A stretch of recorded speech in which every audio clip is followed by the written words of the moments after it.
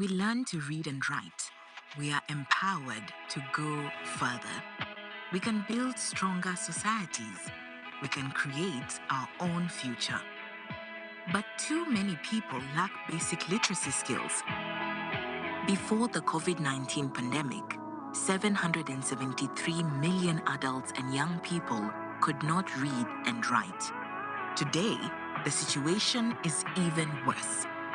COVID-19 has disrupted the education of millions of learners, affecting those already marginalized the most. The rapid shift to distance learning has opened our eyes to the power of digital learning, but also highlighted the digital divide. Inadequate infrastructure, devices and tools, poor quality learning materials, an affordable cost, and a lack of digital skills, especially among educators, are leaving millions more behind. Over half of the world's population lack the basic skills for computer-based activities. We are at a critical juncture. If we do not act now, many more people will never have the chance to achieve their full potential. We need to step up the fight for literacy, but we need to do things differently. It's no longer enough to be literate. We also need to be digitally literate. As part of the global agenda for sustainable development, and with the support from governments and development partners, let us promote literacy to place people, especially the most marginalized, at the heart of a human-centered recovery. On International Literacy Day, UNESCO calls on the world to reinforce educational activities, ensuring that all youth and adults achieve literacy and digital skills, strengthening communities and building a better future.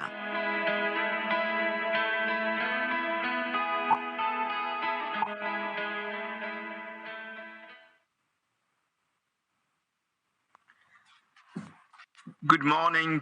Muy buenos días, dice el orador en distintos idiomas. Bienvenidos a esta conferencia en línea del Día Internacional de la Alfabetización. Alfabetización, una recuperación centrada en las personas, reducir la brecha digital. Hoy contamos con más de 300 participantes en la plataforma Zoom, provenientes de todas las regiones del mundo, incluyendo aquí ministros, representantes gubernamentales de la sociedad civil, organizaciones internacionales del sector privado, organizaciones regionales, instituciones de investigación, jóvenes y educandos. Estamos aquí congregados, reunidos para abordar cuestiones relacionadas con las competencias digitales y la alfabetización. También hay muchas personas a quienes les interesa la alfabetización y siguen la conferencia a través del streaming en vivo. Tenemos aquí interpretación en inglés, francés y español. Pueden ustedes seleccionar el idioma que deseen en la parte inferior de la pantalla de Zoom. La conferencia también se está grabando en los 3 idiomas. Por favor, tengan a bien tener presente que si tienen algún comentario pueden utilizar la sección de preguntas y respuestas de la plataforma y nuestro equipo y nuestros oradores tratarán de responder a esas preguntas en su debido momento. Estimados compañeros, todos somos conscientes del impacto negativo que ha tenido la pandemia de la COVID-19 sobre la educación. La UNESCO sabe que más de 1.600 millones de educandos se ven afectados, pero lamentablemente sabemos menos acerca del impacto sobre los programas de alfabetización. De los 773 millones de jóvenes y adultos afectados por la crisis, personas analfabetas, y aquí los programas de alfabetización se han visto afectados en muchos casos en ese ámbito. Sabemos que ha habido inversiones sustanciales en materia de conectividad y también aprendizaje digital, recursos de aprendizaje y enseñanza digital, y se considera como un importante vehículo para garantizar que el aprendizaje no se ve frenado. Pero pese a ello vemos que la brecha digital sigue persistiendo. La brecha digital tiene que ver con el acceso, con los servicios y sobre todo tiene que ver con las competencias y habilidades. Y en este sentido, esta conferencia en línea quiere abordar la cuestión de cómo la alfabetización puede contribuir a formar aquí las bases para una buena recuperación. una alfabetización que integre las competencias digitales. Lamentablemente, hoy en día la alfabetización digital y la alfabetización son, pues, efectivamente barreras para acceder a Internet, justamente la falta de estas cuestiones, de estas habilidades. Y en esta reunión intentaremos ver cuáles son los aspectos capitales y las alianzas que han hecho, pues, a que esta alfabetización pueda ser inclusiva y que no deje a nadie a la zaga, y para garantizar que la recuperación se centre en las personas a sí mismo, es decir, que proteja los derechos humanos y permita avanzar en la agenda para el desarrollo. Asimismo, también vamos a reflexionar acerca del futuro de la alfabetización en un mundo cada vez más digitalizado y un mundo que se ve, pues, trastornado por el cambio climático y otros factores que están determinando nuestras vidas, nuestro trabajo y también la sostenibilidad de la especie humana. Se trata de una agenda importante, un programa de trabajo de enjundia para estos 2 días de trabajo, y vamos a empezar este día con una sesión importante. En primer lugar, una sesión de apertura, y luego contaremos con un panel ministerial. Vamos a abordar cuáles son, pues, los puntos fuertes, las lagunas a la hora de luchar contra el analfabetismo, y también veremos cuáles son los asociados con los que contamos. Nos vamos a centrar en esto hoy, y mañana vamos a celebrar, pues, a los premios de la alfabetización. Conoceremos a los galardonadores, tendremos la mirada también puesta en el futuro y veremos cuál es, pues, la alfabetización en el siglo, pues, XXI, y qué se requiere para contar con un mundo más alfabetizado. Y ahora, sin más dilación, vamos a empezar con nuestra sesión de apertura. Me cabe el placer de invitar a nuestra subdirectora general de Educación, la señora Stefania Giannini. Le doy la palabra para que pueda, pues, hacer una intervención introductoria. Muchas gracias, Boren, excelencias, señoras y señores. En nombre de la directora general, la señora Audrey Azoulay, me cabe el gran placer hoy de inaugurar esta conferencia internacional en línea sobre la alfabetización para una recuperación centrada en las personas, reducir la brecha digital, tal y como ha explicado muy bien mi compañero y estimado amigo Boren Shakrun. Es un tema que se halla, pues, en el corazón del debate de hoy. Es una conferencia que se organiza con motivo del Día Internacional de la Alfabetización. En primer lugar, quiero manifestar un agradecimiento a los distinguidos ministros de Egipto, Côte d'Ivoire, México, Indonesia, Brasil, y también, pues, justamente el relator, efectivamente, en materia del derecho a la educación, también los galardonados de los premios de la alfabetización y todos aquellos que se han movilizado para celebrar esta reunión de hoy. Muchas gracias a todos. Bien, señoras y señores, hoy aquí el Día Internacional de la Alfabetización es un día, efectivamente, que se celebra pese a la pandemia de la COVID-19. Ya no estamos en una situación, digamos, de emergencia, sino más bien en un periodo de adaptación a una nueva realidad, a una nueva normalidad, nuevas maneras de vivir, de trabajar y de aprender. Los últimos 18 meses han sido todo un trastorno, pues, histórico, y que ha ido mucho más allá que ello, puesto que ha afectado a todos y cada uno de los educandos del mundo. Mi compañero ya ha esbozado algunas cifras, y también se ha tratado de una época de rápidos cambios y grandes innovaciones. Estamos aquí, pues, sentando las bases de la resiliencia y para poder alcanzar un futuro más sostenible, un futuro, pues, que no deje a nadie atrás. Y efectivamente, esta es la vertiente, la dimensión positiva de esta situación.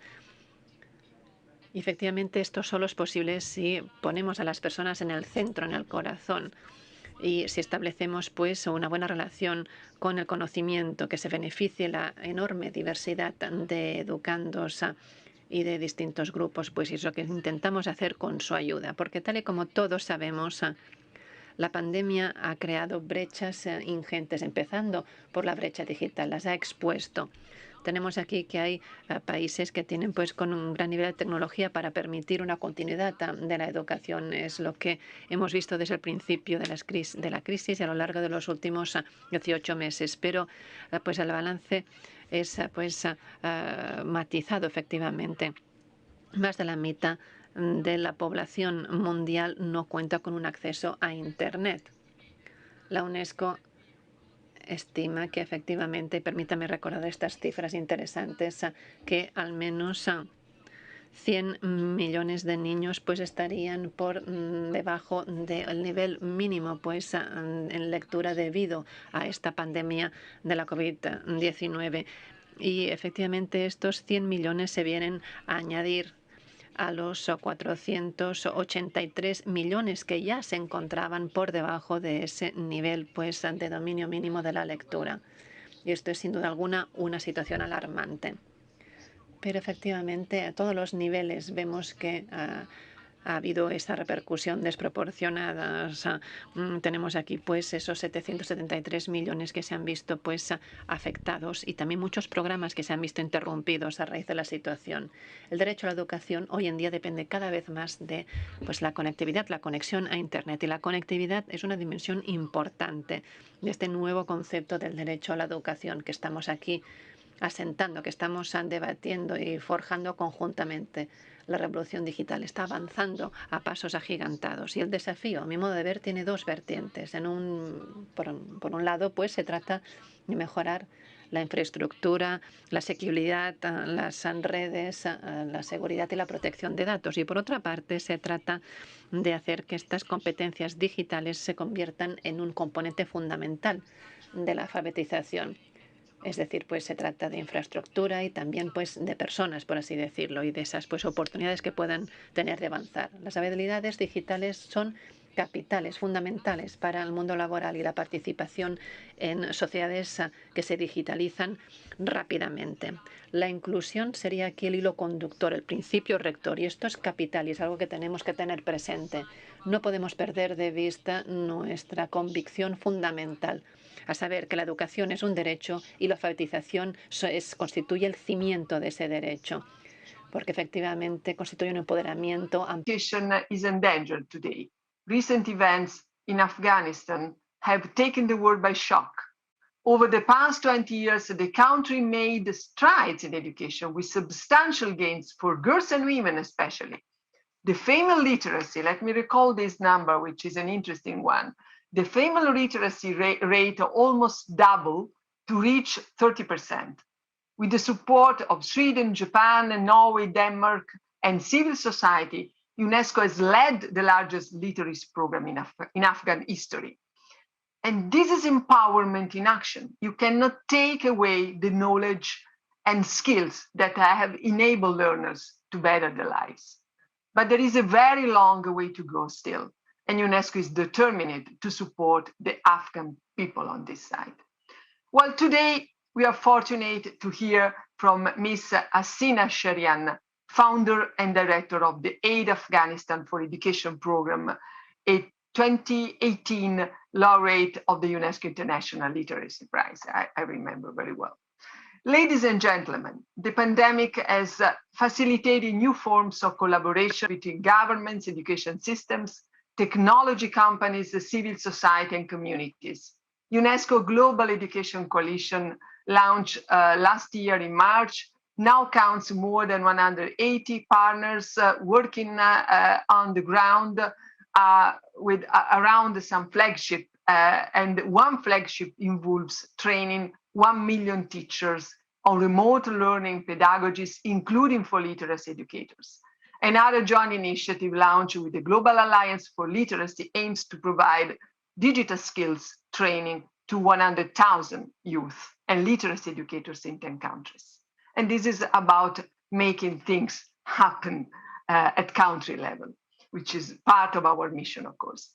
Well, we will defend literacy as part of the recovery by focusing on 29 countries facing the steepest literacy challenges through our CAPED program and through building partnerships.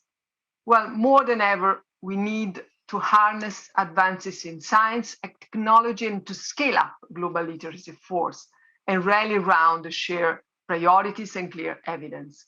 To this end, in November, UNESCO will convene a high-level segment of the Global Education Meeting, while the 7th International Conference on Adult Education is planned for next year, 2022, in Morocco.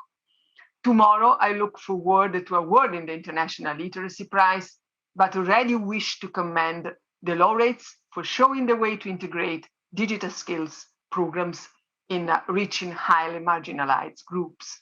This shows that rapid change is possible with ideas, commitment, engagement, and social mobilization. And that's what UNESCO is about. Together, let's capitalize on this innovation to advance inclusive digital learning and literacy for all, and happy celebration of International Literacy Day. Thank you very much. Over to you, Bren. Thank you, Stefania, and happy Literacy Day to you and to all our colleagues who are joining us today. Stefania just mentioned that the human-centered recovery is a human right-based recovery. And obviously, the right to education is at the center of the human rights, and it's an enabler for other human rights. And who can speak about the right to education better than the United Nations Special Rapporteur on the right to education, Ms. Kombu Boli-Barry? Very warm welcome to you, Ms. Barry, and we are looking forward to hear from you your remarks. Please, the floor is yours.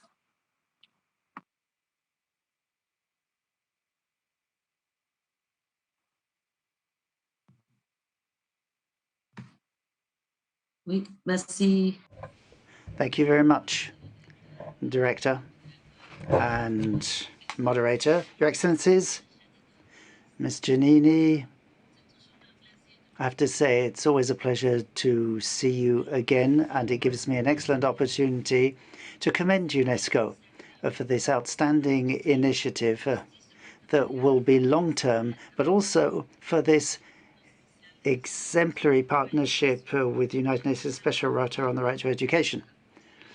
And let me congratulate you all once again on this excellent collaboration. Maybe from the outset, I just want to say, when we talk about rights to or the right to education, in my mind, what is vital is we have to remember this. 70 years ago or more, most of the states around the world had implemented measures ratifying the International Convention on Right to Education. So socio and economic rights as part of right to education, which means that over 70 years ago, sir, the vast majority of states in the world, because there were a few that hadn't ratified the convention, stated that they accepted the obligation to give every citizen of their country education and ensure that right. However, unfortunately, what we see, as you, Stefania, and Mr. Bowen said, the statistics are very clear today, and they tell us that we are a long way off turning that ambition into reality. There are still millions of human beings, mainly young people, women, people living in rural areas, people from poor families, who are living in precarious conditions that don't have education. And therefore, it seems to me that we all need to say that if we want a strong civilization in our world, we are going to have to continue to move forward and build on the basis of equality and equity. That's what's lacking. The COVID-19 pandemic simply lifted the lid on this situation because these ideas of equality were already there. And so the pandemic has just revealed how bad a state the world is in because education is about intersectionality of rights. So when you have a right to education, that means you have the right to acquire those other rights, and this is vital when it comes to interdependence among rights. Another thing we want to stress in this process is saying that there is this right, but at the same time, there's the digital divide. It's a huge challenge here. And the lessons we need to take away is if we want to close that digital divide, and I say this special rapporteur, I support UNESCO's initiative in this area, And, we've had workshops on this, and we see emerging from that is that we need a right to connectivity recognized like other rights. This needs to be recognized and supported by all states. That's vital for us. Second key issue is that we have all these literary programs based on ITC. Fine, but quality counts as well. And this also raises the issue of the use of personal data. Another problem is the commercialization, the commoditization of education. You can see that we have a process involving the use of instruments, but which distort education. We have to recognize education as a key basic social right. This commoditization of education, the interference of the private sector, is a major challenge to the process of literacy and education.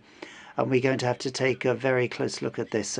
So let me once again commend UNESCO because we have worked together on this and UNESCO has done excellent work in the area. So congratulations to everybody working on the right to education in UNESCO. And last but not least, I want to stress that for me, the first report I produced as UN Special Rapporteur was about the challenge of literacy. And I want to take this opportunity to commend all civil society organizations around the world at regional or local level or whatever for the excellent work that these CSO organizations have done, interacting and running advocacy with their governments, establishing efficient and effective partnerships. We need to congratulate those CSOs because their contribution to this process is of vital importance. Because for me, it's all about social justice and rights because they are indispensable players in this process leading to the rights to literacy and education. And it's all about intergenerational problems too, because, if the adults in a family are illiterate, it's likely that the children will be as well. So we have to learn the lessons of the various research projects that show when it comes to education quality, we need to leverage local culture, indigenous languages, African languages, just to give one example. This is vital in the process of literacy and the acquisition of digital skills. It's the only way that we can ensure high quality education. So I want us to continue to work to ensure that not just teachers, but school administration staff in general are properly trained. It's because it's all about governance. Thank you all once again for these prospects. I commend you once again. Literacy is about militancy, and I hope that by the end of our term, we will be able to produce a report on the challenges of digitalization in education, which includes literacy, of course. Thank you very much. Thank you very much, Ms. Barry, for the introduction. Very important issues. You've touched on the key questions that we will be looking at today and tomorrow. It's a question of content and quality and partnerships, and what type of partnership we will have, and also about how we can take these programs forward. All of that is subsumed within rights. Socioeconomic rights include the right to education. All of this is evolving. There's the question of connectivity and digital skills, but also lifelong learning. And it's very important for us to be able to identify programs in the literacy program where we have people who have been able to move beyond the barriers of age or location to learn. I'd like to share an example of a Kenyan learner, a lady who is 94 years, known as Gogo, Miss Priscilla Sitiani. Gogo is from Dalat village in northwest Kenya. She's, I would say, in the Guinness of the oldest woman who sit in the primary school. Her story of obtaining a diploma, which has been her lifetime goal, has been featured by a new film of Pascal Plisson, a French film director. And we would like to share with you this a very inspiring example.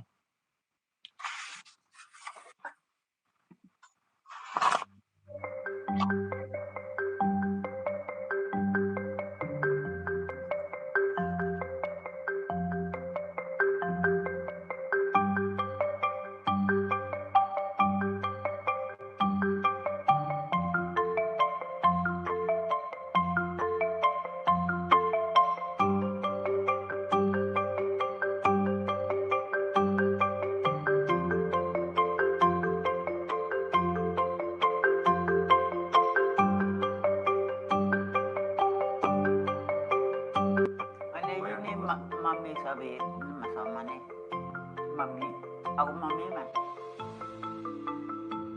gamay so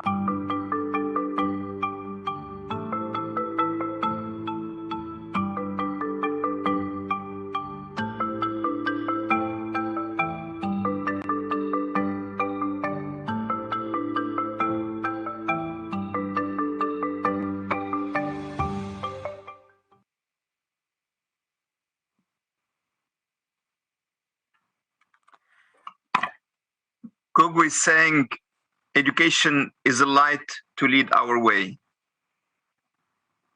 In 2018, we celebrated success in Afghanistan in literacy programs.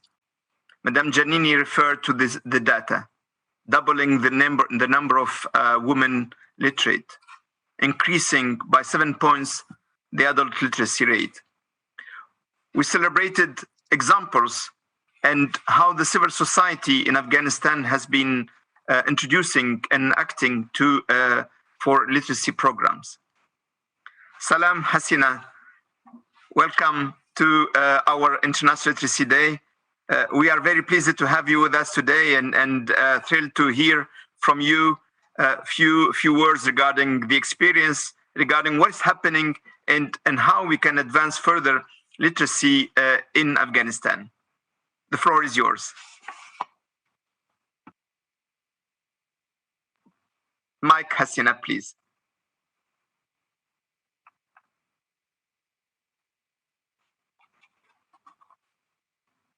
Sorry. Good afternoon. Good afternoon, ladies and gentlemen. It's wonderful to be here again, and it's great pleasure to be here to celebrate literacy, a topic very close to my heart.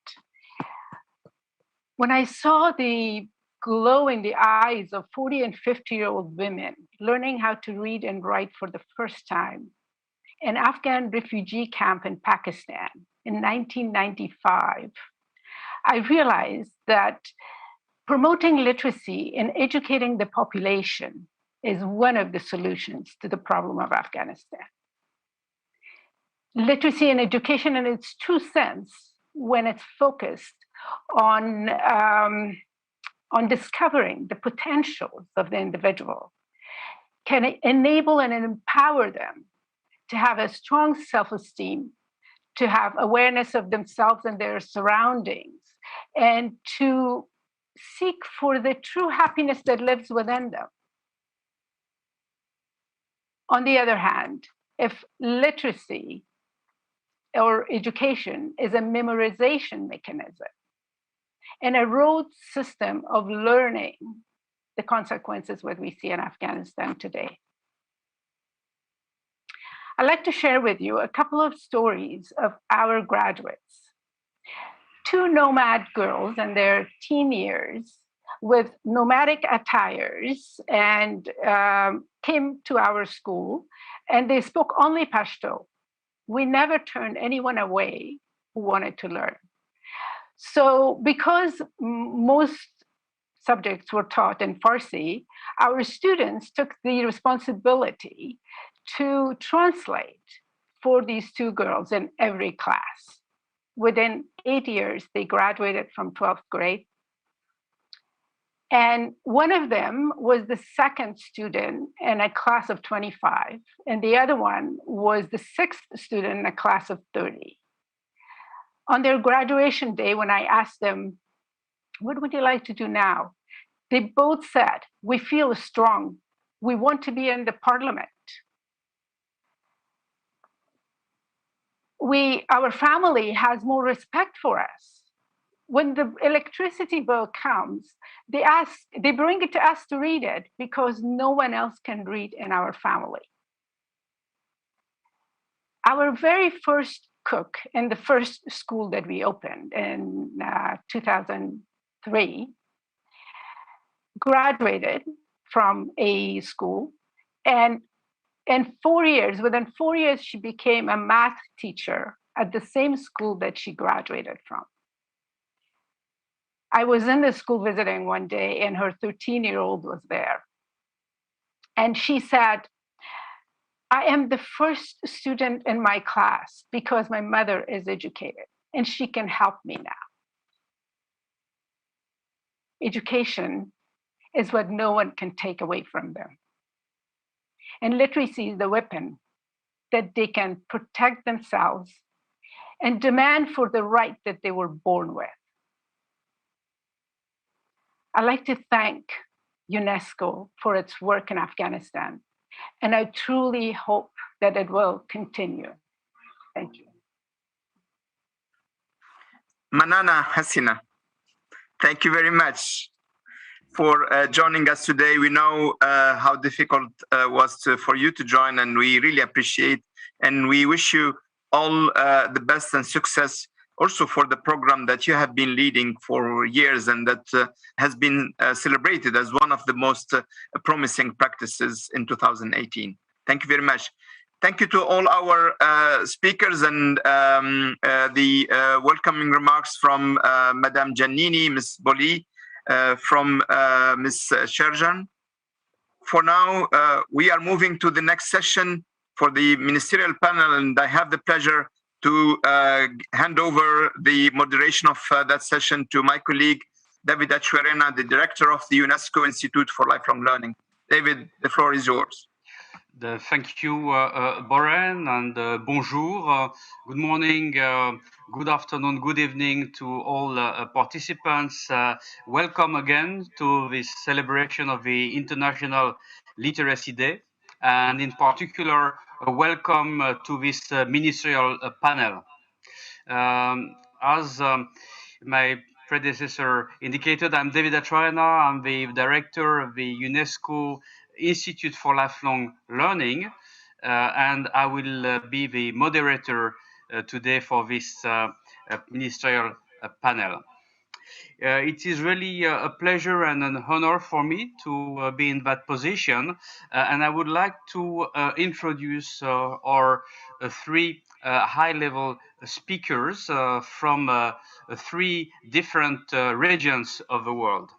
I have a pleasure of introducing this afternoon Her Excellency Mrs. Maria Victoria Angulo, Minister of National Education of Colombia. Welcome for this meeting. Thanks for being with us. And we are also pleased to introduce His Excellency Mr. Tiago Brandão Rodrigues, Minister of Education of Portugal. It's also an honor to have you with us. Et enfin, je voudrais également... And lastly, I would like also to introduce Mr. Mamadou Binate, Director of the Cabinet of the National Education Ministry and Literacy Ministry. It is important to underscore the word literacy in the name of the ministry that is going to give us the African point of view today. To all, I will just introduce briefly how we're going to organize the discussion for this ministerial panel. I will first ask you to respond to two questions that I'm going to introduce now, and I will give the floor first to Mrs. Maria Victoria Angulo, followed by Mr. Thiago Brandao Rodriguez, and then Mr. Mamadou Binate. You'll have about 5 minutes each to give your perspective on those questions, and then at the end we will have time for an exchange with the floor, so you'll have an opportunity also to respond some of the questions that will be put by the participants. So here are the two questions that I'd like to pose to you for discussion. How has your government addressed the digital divide and the emerging need for digital skills as part of today's literacy? What are inclusive and effective policies, measures, and interventions to put literacy at the heart of a human-centered recovery from the COVID-19 crisis? So those are, I think, very critical, questions which have relevance for member states throughout the world. But of course, it will be interesting to see how, they take a particular color, I would say, in different parts of the world. So I would like to start with you, Mrs. Maria Victoria Angulo, Madam Minister of Education in Colombia, and we'll first, listen the perspective from your country. Thank you. Un saludo muy especial. Special greetings to the Director General of UNESCO, Mrs. Giannini, and Dr. David, and to all of the ministers that are here with us. So important in the celebration of today that celebrates all of the efforts that we have made to reduce illiteracy in our countries, especially to Colombia. It has been very important to understand that we have to incorporate technologies into the educational process, and we have created a digital ecosystem that includes higher education, basic education, and orients contents and strategies to teachers, students, and the educational community. Contacto Maestro is a continuous training program of our teachers, and Pitatic is another virtual tutoring program addressed to children and the youth in Colombia with a collaboration of higher education with universities and programs and new offers incorporating technology and other media. Another example can be the digital repositories that are so useful now during the pandemic and for the future. In this repository, we have prioritized areas like reading, maps, and the second language, and also digital skills. All of this process was very useful, as I have discussed in other UNESCO panels, in order for the transition to work at home. And today we are coming back to classroom classes.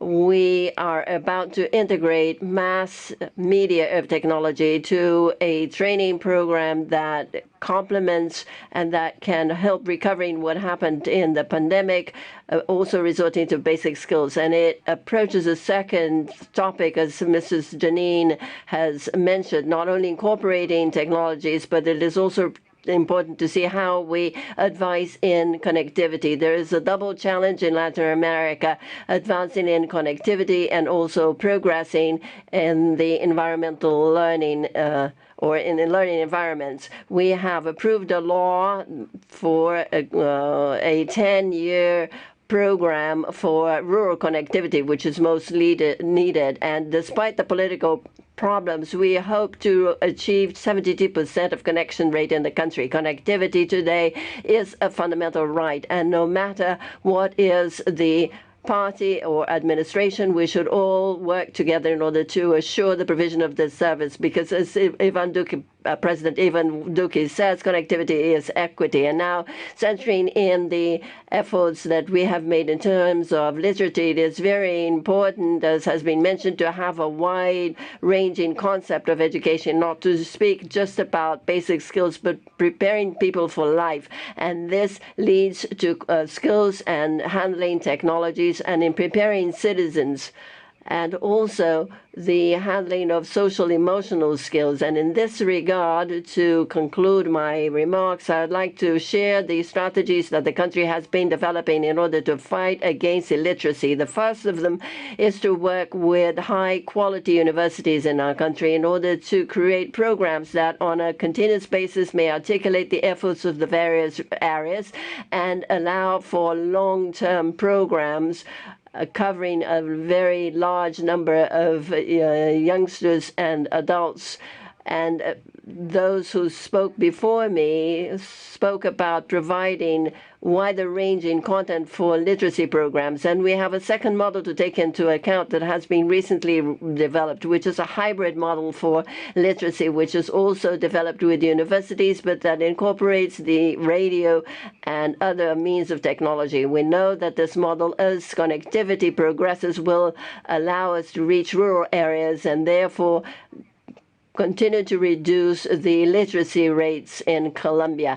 Right now, we have launched an important goal in our program.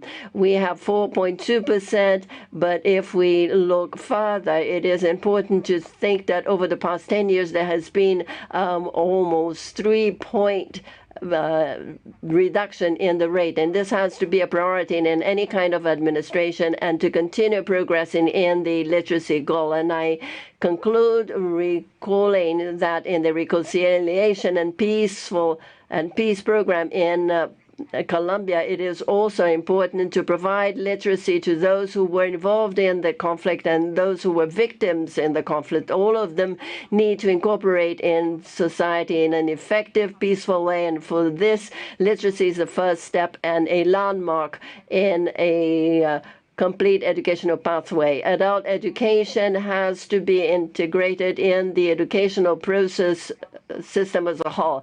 And we celebrate today, as Dr. Giannini and Dr. David was saying, it is a day that provides a very important message of continuing with our literacy processes. We have faced the greatest crisis with the pandemic in educational history, and we are now meeting on site and face to face. But we have to have an educational system that resorts to hybrid models, focuses on teachers, and also to understand the provision of adult education has to cover all of these innovation means and to be close to them, and also that all citizens may be skilled for the 21st century for a peaceful and sustainable social development. Thank you very much. Muchas gracias. Thank you very much, Madam Minister, for a very complete presentation on this topic of the use of technology-supported models. It seems to me that it is very important to note in this presentation the concept of a digital ecosystem at all levels, especially including university, and also with a perspective that takes into account all groups, teachers, students, but also the community. This articulation between learning and the community is very important, especially in rural areas, where we have very interesting experience in Colombia around this topic. And there's also a very specific role of universities in order to contribute not only to education and the literacy process, but also to the national reconciliation process and the provision of education and literacy for peace, which is a very important message for Colombia, but also for UNESCO as a whole. So thank you very much for your contribution.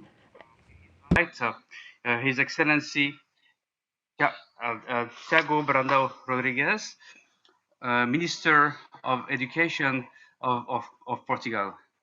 Mr. Minister, you have the floor. Thank you so much, dear ministers, colleagues, dear directors. I would like to start by congratulating. Are you listening to me? Yes, please go ahead. Okay, dear ministers, dear colleagues, dear directors, I'd like to start by congratulating UNESCO for the initiative of celebrating the International Literacy Day by stressing the importance of digital literacy for the present and the future of our societies, which was definitely highlighted and exacerbated by the COVID-19 pandemic. The digital transition and the digital literacy have long been a special concern of the Portuguese government, well before the response to the pandemic and the forced acceleration of the digitalization of our education and training systems. To this purpose, the Portuguese government launched in 2017 the National Digital Competences Initiative in Code 2030, a cross-ministerial program aimed at strengthening the digital skills of the entire Portuguese population. This initiative targets the government's concern with the development of digital literacies, which are essential to promote a full and integrated citizenship, ready to address the different challenges posed by our dynamic and rapidly evolving societies. In addition to structural measures, the program aims, above all, at the training and qualification of people. Therefore, a digital competence reference framework was established, both for the identification and structuring of the measures to be taken, and for the assessment of their reach and effectiveness. Following this path, in 2020, the Portuguese government approved the action plan for the digital transition as one of the main tools of the country's development strategy. The plan defines a new framework in terms of digital transformation, which includes structural initiatives combined with measures with a more immediate impact, aiming at a more digital Portugal. The first axis of action of the action plan for the digital transition is centered in the training and the digital inclusion of people, forcing the development of a program with the following dimensions, among others. Firstly, the provision of individual computer equipment adjusted to the needs of each educational level for use in a learning context. The guarantee of mobile connectivity for students, teachers, and trainers, providing quality internet access at school, as well as internet access anywhere. Access to quality digital educational resources, access to collaboration tools in digital environments that promote innovation in the teaching, learning process, stimulate creativity, allow distance monitoring of the classroom and online collaborative work. And also enable and motivate teachers to develop and improve their digital skills, allowing them to confidentially use digital technologies, placing them at the service of high quality education and training. And lastly, provide training in the digital area to all preschool, primary, and secondary education teachers appropriated to their level of proficiency. It is intended in this way to provide equity to all students and teachers, reducing differences in access to quality technological and pedagogical resources, and promoting the constitutional principle of equal opportunities in access to learning and to school success. Both initiatives recognize that social contexts are crucial for access to knowledge and learning, something that the COVID-19 pandemic made evident. Thus, they pursue as their core the goal of promoting social inclusion and social mobility, reaching first the ones further behind. A human-centered recovery from the COVID-19 crisis is one that is forward-looking, that wishes to advance into a more balanced society with a population better prepared for the present and the future, which are definitely digital. Thank you so much. And again, congratulations, UNESCO, for this initiative that is so important today. Thank you, Mr. Minister.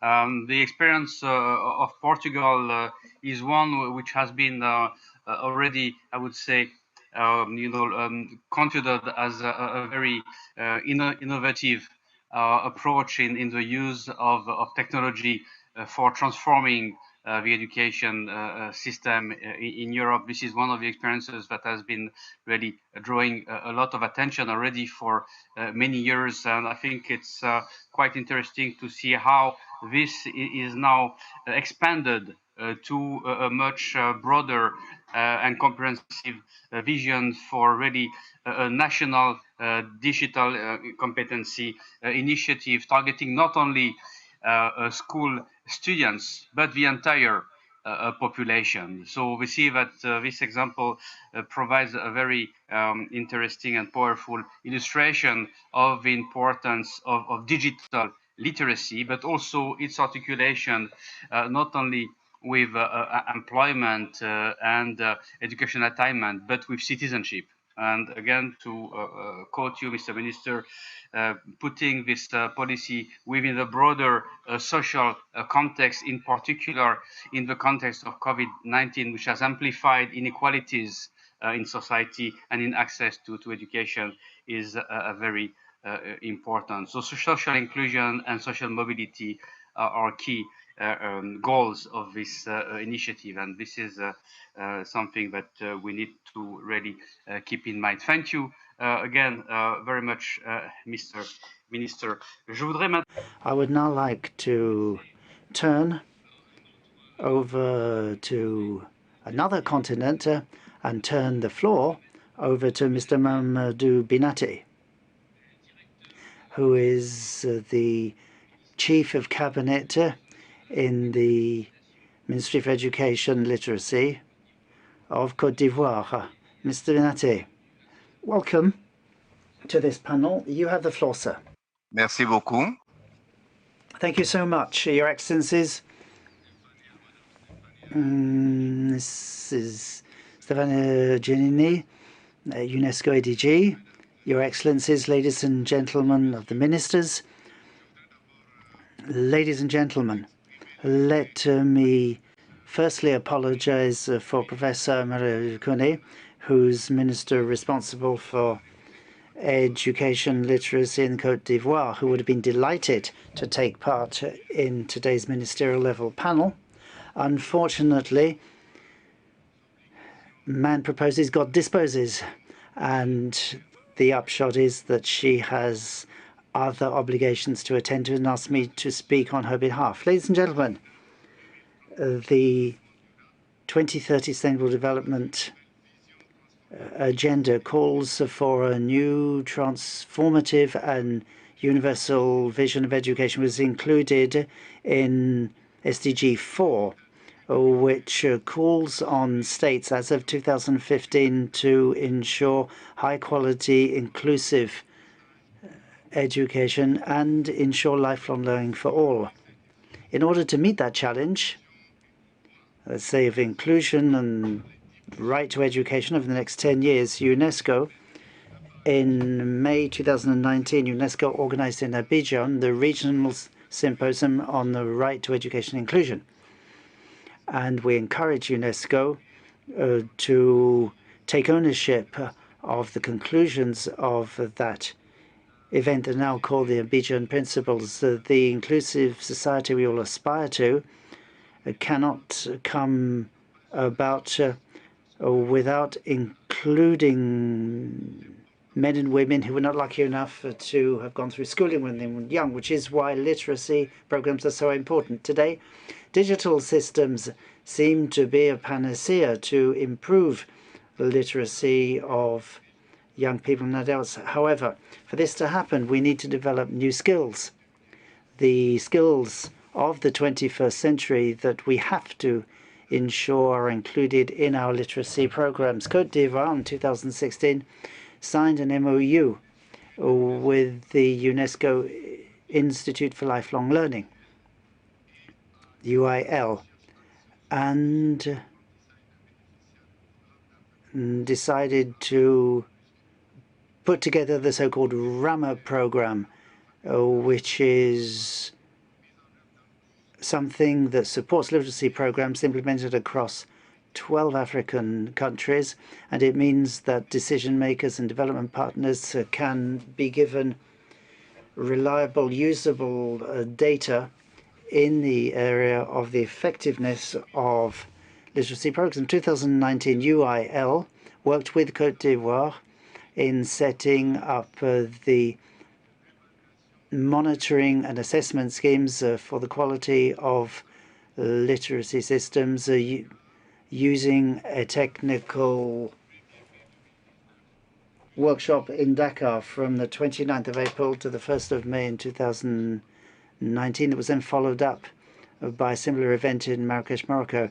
It was an opportunity to take part in the Observatory of Lifelong Learning set up by Morocco. In 2017, the UNESCO Abidjan field officer, working with our National Education Literacy Ministry and supported by Nestlé, brought in the digital-based literacy program for traders. This was an innovative approach by UNESCO and its partners based on training content that is tailored to the socioeconomic context of the learners. It uses an application developed by a young Ivorian called Athletic.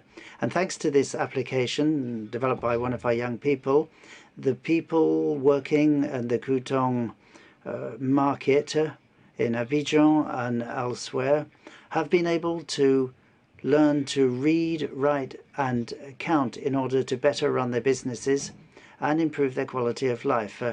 Along these lines, various modules for entrepreneurship, stock management, and accounting and other skills have been developed so as to complete the vocational training of the learners. So this literacy program arose out of the need to put together literacy offering that's better suited to the digital age. There was a pilot at Bangwe in 2019 involving 200 learners, and in 2018 we had something at 2000 Yopong, and in 2019 UNESCO was able to train 550 trainers under the leadership of 30 young people trained in this area.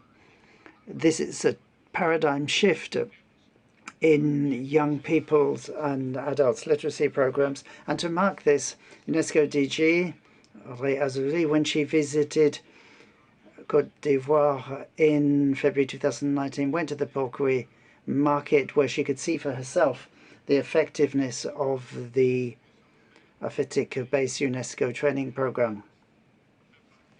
So it's quite clear that digital skills are vital today. They are the fundament for so many things we do in society today. It represents a sea change in the way we live and work and establish social links.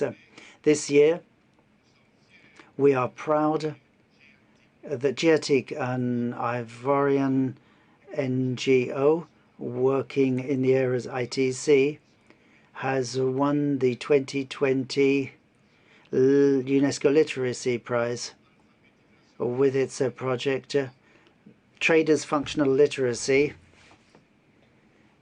teaching traders in Abidjan how to use ITC. So we commend all the initiatives in this area.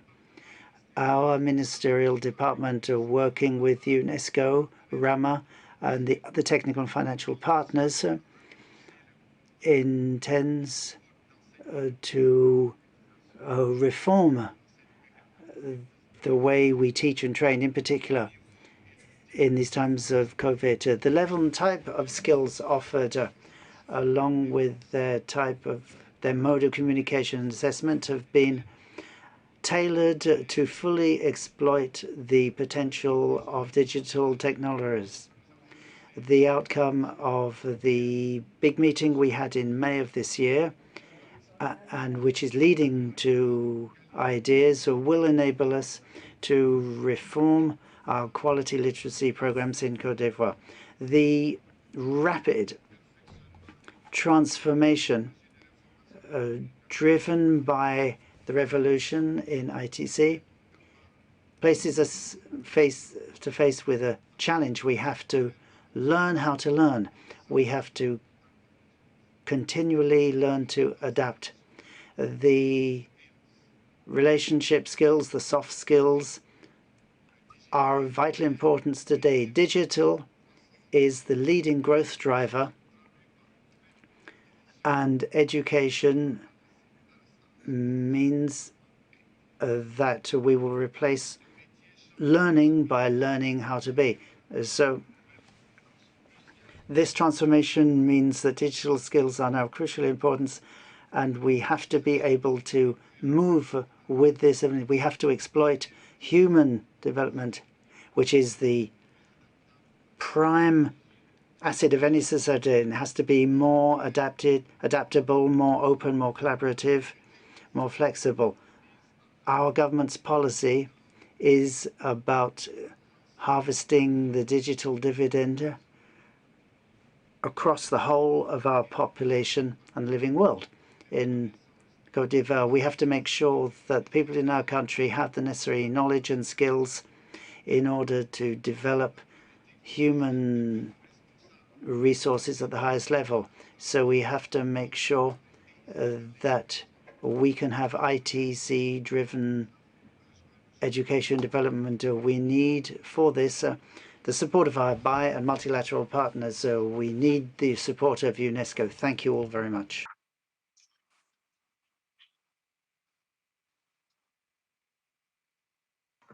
Merci.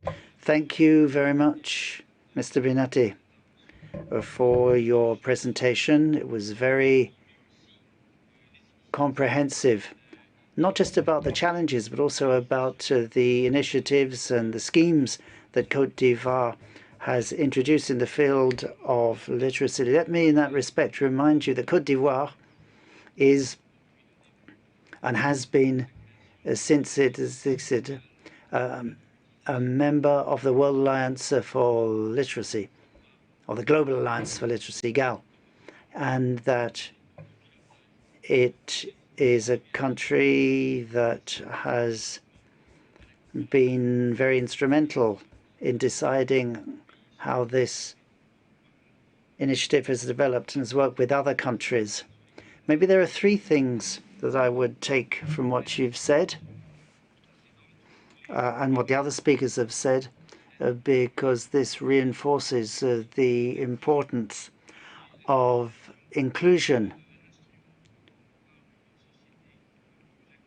This is what is going to get us to a more inclusive society, thanks to digital skills, as we heard in all our speakers. And I think one of the key issues you highlighted is the importance of the quality of literacy programs. In that respect, there is a need to do as Côte d'Ivoire has done, that's a development assessment system so that you can evaluate what learners have achieved. And this is why you mentioned the Rama program. And it's exactly the sort of thing we need. We need more data in this area. It is probably one of the weaknesses in our international programs and should be a priority area for our future work. And then you talked about the program that you had for improving the digital skills of women in informal equality, Antique, I think you called it. And it's necessary for us to remind ourselves that women make up the largest category of people who have missed out on basic education, and we need to help them to avoid exclusion. And it's not just because they missed out on basic education, but very often they have more restricted access to adult learning programs. And what you've done in this area, I think, deserves to be highlighted, and it shows how important literacy and learning is on the ground. Moving to English. Already set of interventions. I think that we have a little bit of time for an exchange with the floor. A number of questions have been raised. I would like to maybe invite you to react to some of those questions. Maybe I will start with a question for Mrs. Maria Victoria Angulo, which relates to the connectivity issue and access of internet in public places like libraries, public libraries. To what extent those can be actually used as opportunities to further promote access to literacy provision.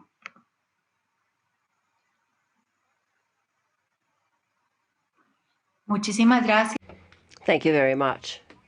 This is a very timely question because I consider that to understand cities and territories as school cities are very important for literacy. We're talking about the young and adults, and so we have to go beyond traditional or conventional spaces that are used for these purposes, like libraries, culture centers, and parks with specific activities could contribute to this purpose. Today we've spoken about a traditional, we're not speaking about a traditional literacy process. We're talking about the contribution of connectivity. And Colombia has been progressing and overcoming some legal problems for hiring connectivity, but it is hoped that this will be a 10-year contract, and that in this contract it encompasses not only educational centers but also all of the community spaces in those local communities that have no connectivity services. And if we link them to community spaces, we would be answering to this participant, because you could follow these children and young in the educational process, but also the adults. Colombia has developed the care centers, as they are called, acudete, which are meant for providing services to youngsters and adults with cultural activities, and they're created for creating social educational spaces in municipalities which do not have them. And this is where processes of literacy could be started, always taking into account that the 21st century literacy process has to be a whole one, an integral one. And we are talking about cities and communities as educational spaces. And this is one of the greatest challenges that we have in Latin America because of the numbers we have in connectivity and because of the importance of the pandemic, which brought to light this challenge with a concept of connectivity, which has to be a priority of our governments.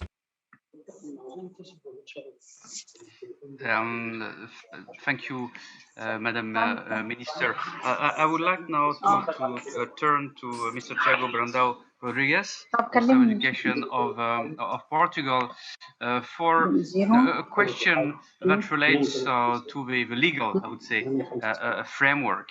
In your presentation, you described how in Portugal this national digital initiative is actually targeting the entire population in a spirit which is very much to link also digital skills as a way to, I would say, promote active citizenship. In that context, and based on the experience in Portugal, would it be appropriate to make actually access to digital resources a new human right. What is your perspective and maybe the debate in Portugal on this topic? Well, in Portugal, we have this priority to the double transition, the green transition and the digital transition. And of course, within the framework of the European Union that has exactly the same goals, we are fighting to have a fair digital transition. And of course, we just can reach a fairer digital transition if we have a whole of government approach. And it's important to have all ministries, the public administration, the private sector, NGOs, and of course, the entire population and the entire set of organizations involved in this transition. And when I'm speaking of a all of government perspective, it's important to have the science and technology sector, the private and the public one, universities and R+D sector involved in the research related to the digital transition. Of course, that we need to have the entire sector of the economic actors involved. And of course, we need to have the education since the pre-primary school and during the entire mandatory education also involved. And of course, it's extremely important to develop tools to increase the literacy of teachers and trainers, and of course, to increase, therefore, the way that we increase the literacy, the digital literacy of students and trainees in our schools. Then inclusion is extremely important. And if we want to think in a society that is making a true fair digital transition, we need to pay attention to the entire set of citizens that are in our society. And of course, people that are migrants, minorities, of course, people with disabilities, all of them must be included in our programs and are right now included in our programs.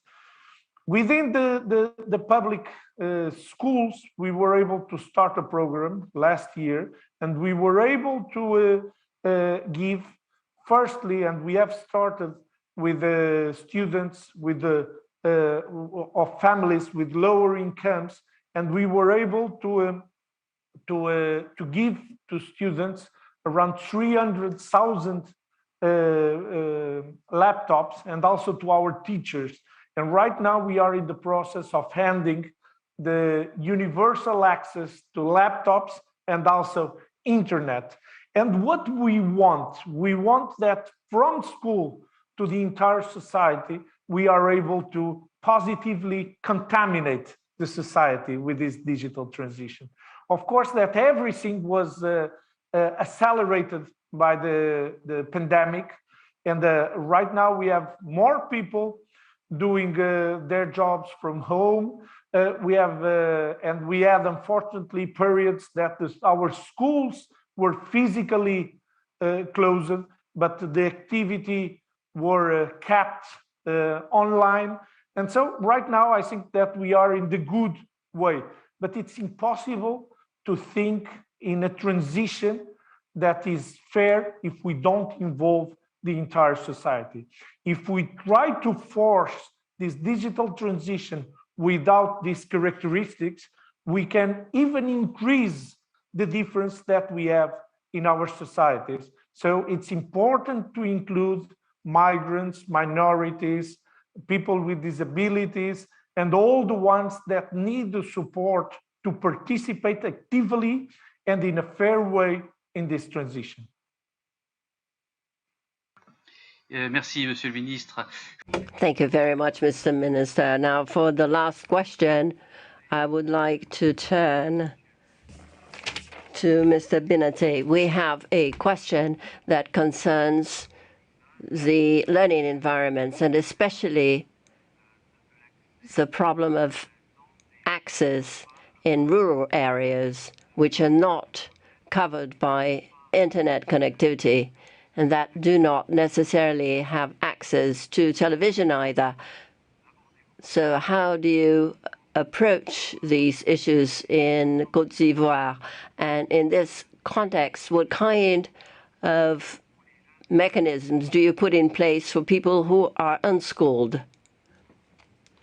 Sorry.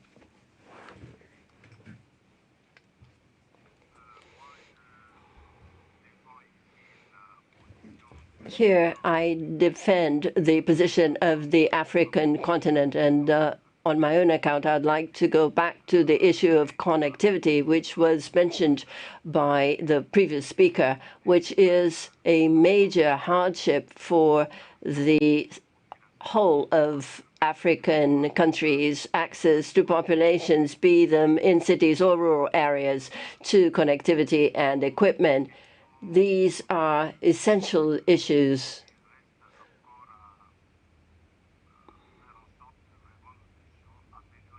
which still needs to be improved in terms of provision of access to our populations.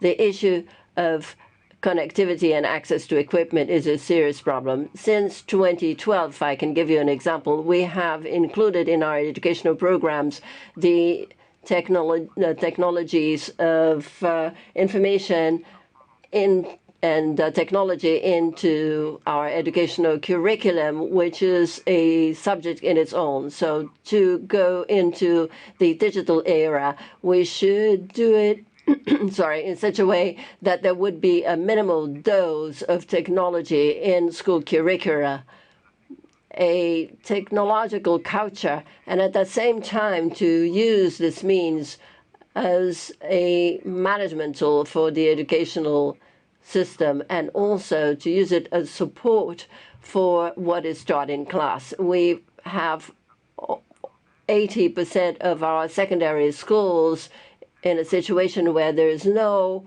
digital spaces. More than 80% of secondary schools. Because of COVID, we have launched a remote teaching program in such a way that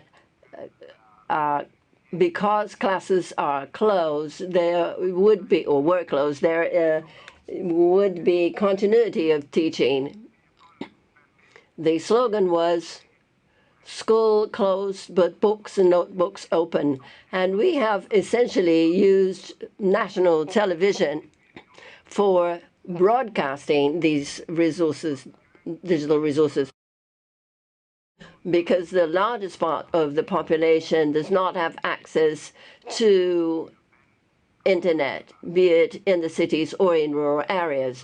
So what we do in terms of literacy is to reach out for people who need it precisely where they are with the help of mobile phones. So these are a few answers that I can offer to this concern, really emphasizing the need for connectivity and digital equipment availability. Merci, Monsieur. Thank you very much, Mr. Binate, for these explanations, and I will try to respond now to some of the main points which I can find in each of your presentations in responses to the questions asked for participants. I regret not having been able to answer more questions, but as it is always the case, we have time constraints, and the next panel will allow us to go into more depth about this dialogue. Now, what was described as the ecosystem which is needed for effective literacy programs. I think that we've seen from the different presentations that there are different, what I would call building blocks in terms of public policies, adequate legal framework, a focus on digital skills, in particular, starting with digital skills for teachers and educators, the scope of interventions that need to really encompass all levels and types of education, the investment that needs to be made in educational resources, and the fact that this approach must go beyond the boundaries of the system to reach out over places, including public libraries, but also including the workplace. And I suppose this is something that we're going to discuss further in the coming panel discussions. In terms of the policy goals, I think that two very important dimensions came out of the discussion. First of all, the focus on equity, really providing equal opportunities in access for all, and the use of digital technologies and literacy and digital literacy also as a way to actually reinforce citizenship. And I think this is something that came out also very strongly from the experience from different continents. There was also rich illustrations of the need for public policies in this field to have a targeted approach focusing on women in particular, which are globally at disadvantage in terms of access to literacy skills and programs, but also other minority groups. We heard about the points about migrants, refugees, including internally displaced people, as well as persons with disabilities. So this targeted approach, I think, is something which is much needed to ensure that further development of digital literacy and digital provision will not actually result in increasing the inequalities in access, but also inequalities in terms of opportunities. I'd like also to stress the point that was made in relation to the whole government approach. I think this is quite interesting as an illustration to stress that literacy programs and policies, and I think we could maybe say that this is not only for literacy but for lifelong learning in general, is not a policy field that belongs to one ministry. It's really an area that requires a strong interministerial cooperation. And I think that we've seen that again from the presentations in different contexts. So I think this is maybe a principle that needs to be stressed. And finally, in terms of the impact of the COVID-19, we saw, of course, that created a lot of challenges, unknown, I would say, challenges. It also amplified, to some extent, some of the existing issues, such as inequalities of access. But at the same time, it also brought some benefits, in particular in terms of accelerating the transformation of I would say the literacy environment by increased but also better integration of technology and a strong recognition of the importance of digital skills in the context of this digital transformation and the digital transition, to again refer to a term that was used by several of the panelists. Now we're going to discuss further some of those elements. We will have a discussion on partnerships, because we're clearly those policies are not only about central government. They also require other stakeholders and other levels of participation and governance. So this is something this is going to be discussed now, but maybe first, again, this call for inclusion, and inclusion as a key principle. It's a key principle for the 2030 Sustainable Development Agenda, and it's also valid in the field of literacy and in how to use digital resources for effective literacy policy. So I'd like again to thank our honorable panelists. for their participation. It was really an honor for us to have you with us today and to listen from the experience in your respective countries. And we hope that we'll have opportunities to further contribute to sharing those policy experiences in more details, maybe with other member states. So thanks to you. Thanks a lot for your contribution. Now we are going to move to the other segment of this day. And for that, I would like to give the floor to Katarina Popovic, who is the Secretary General of the International Council for Adult Education, who will be the moderator for the next session. Katarina Popovic, you have the floor. Thank you very much, and thank to UNESCO. I was introduced already, Secretary General of International Council for Adult Education, and I have the honor and the pleasure to moderate this session. It's my pleasure to welcome you on behalf of the organizers and partners to the first session after the ministerial panel, the session under the title Inclusive and Meaningful Technology-Enabled Literacy Programs, Creating Synergies Between Literacy and Digital Skills.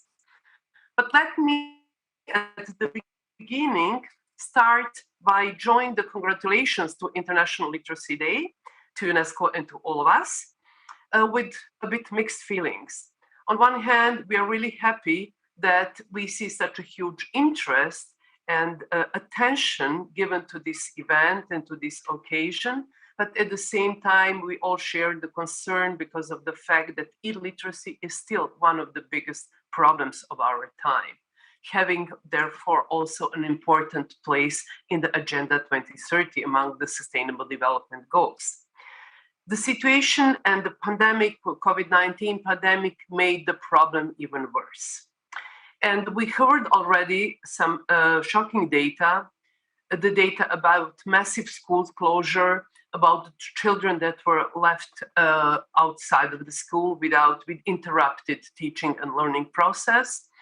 And we heard about the estimation of 1.7 billion learners that were affected by the pandemic.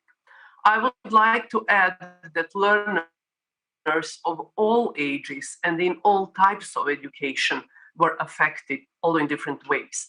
But of course, literacy programs, both formal and non-formal, were highly affected.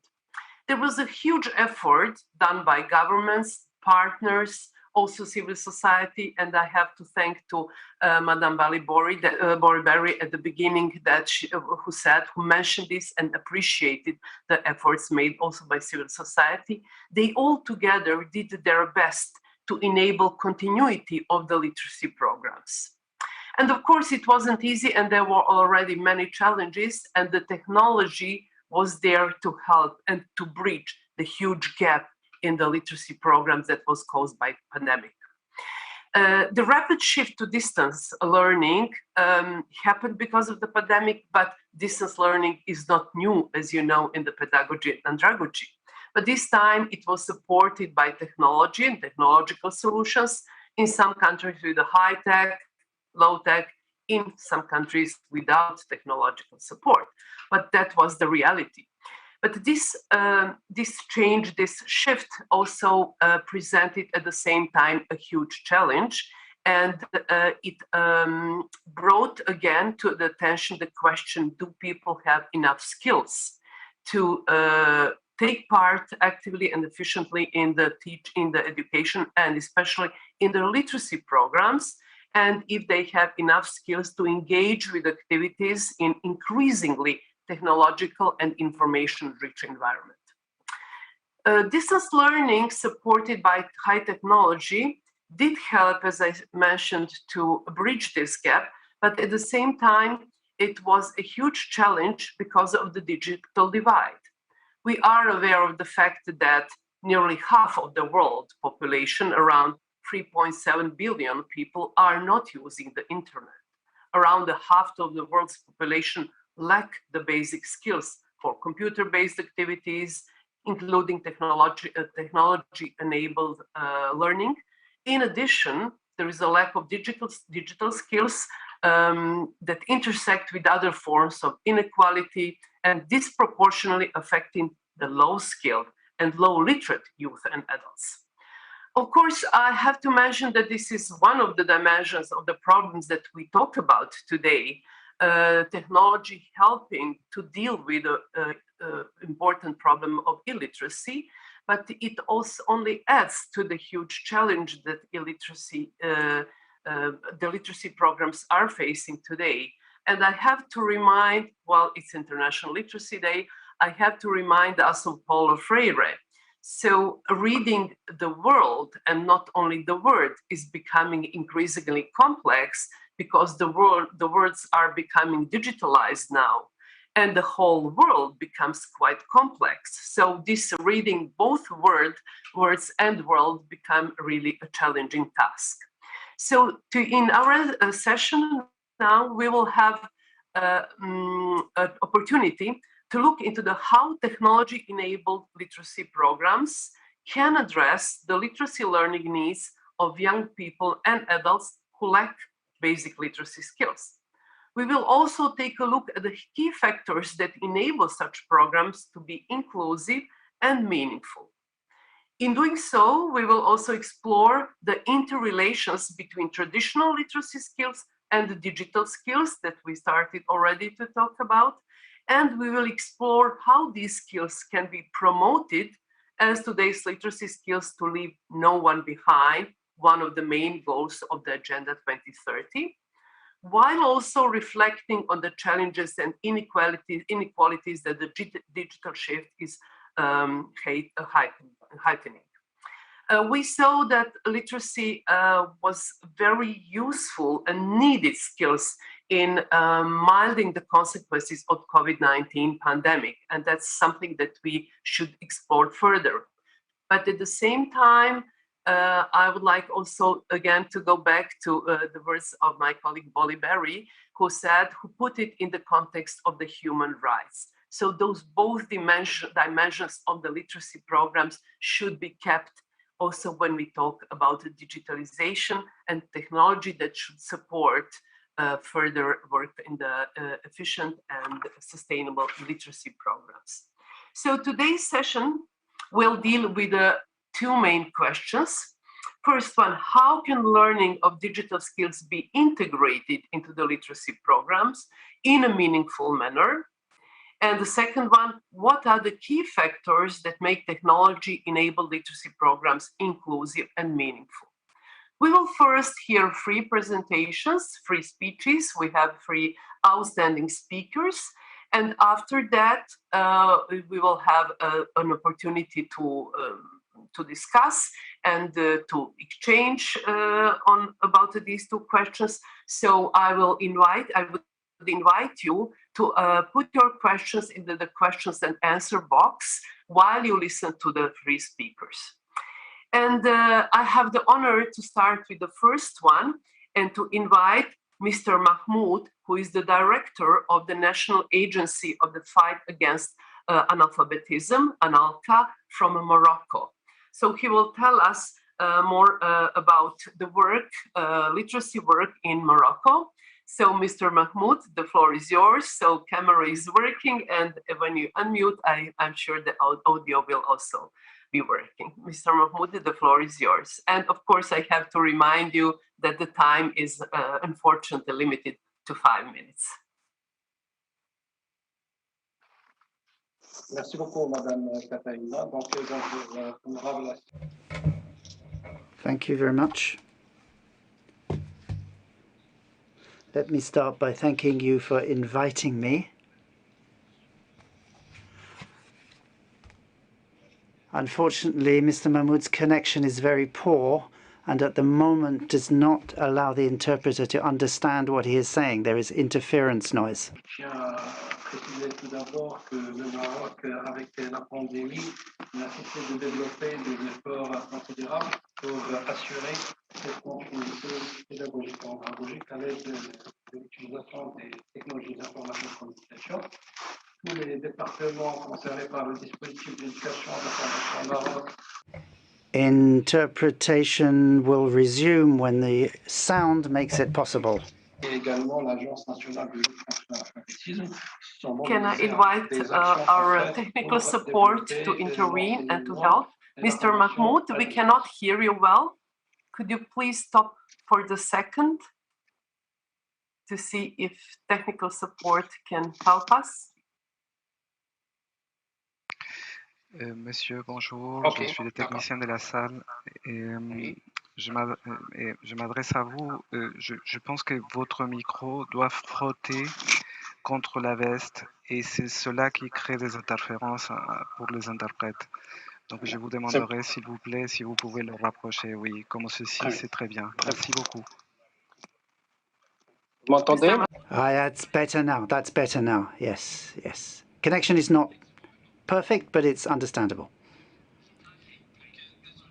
Okay, my apologies for that little technical hitch.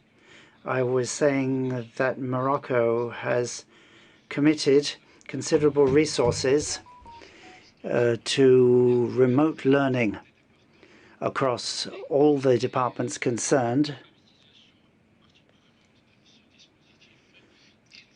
And what we have decided to do is pick an approach to meet a certain number of challenges that were mentioned by previous speakers, in particularly Ms. Katerina. Obviously, we're talking about literacy, so these are learners who can neither read nor write in a learning environment that is dependent on internet connections, and there is technical infrastructure required for distance learning, and so the cost of it is important because, as you know, distance learning, above all, is a cultural rather than a technical issue. So the National Agency for Combating Literacy has tried to take that factor on board and tried to produce this environment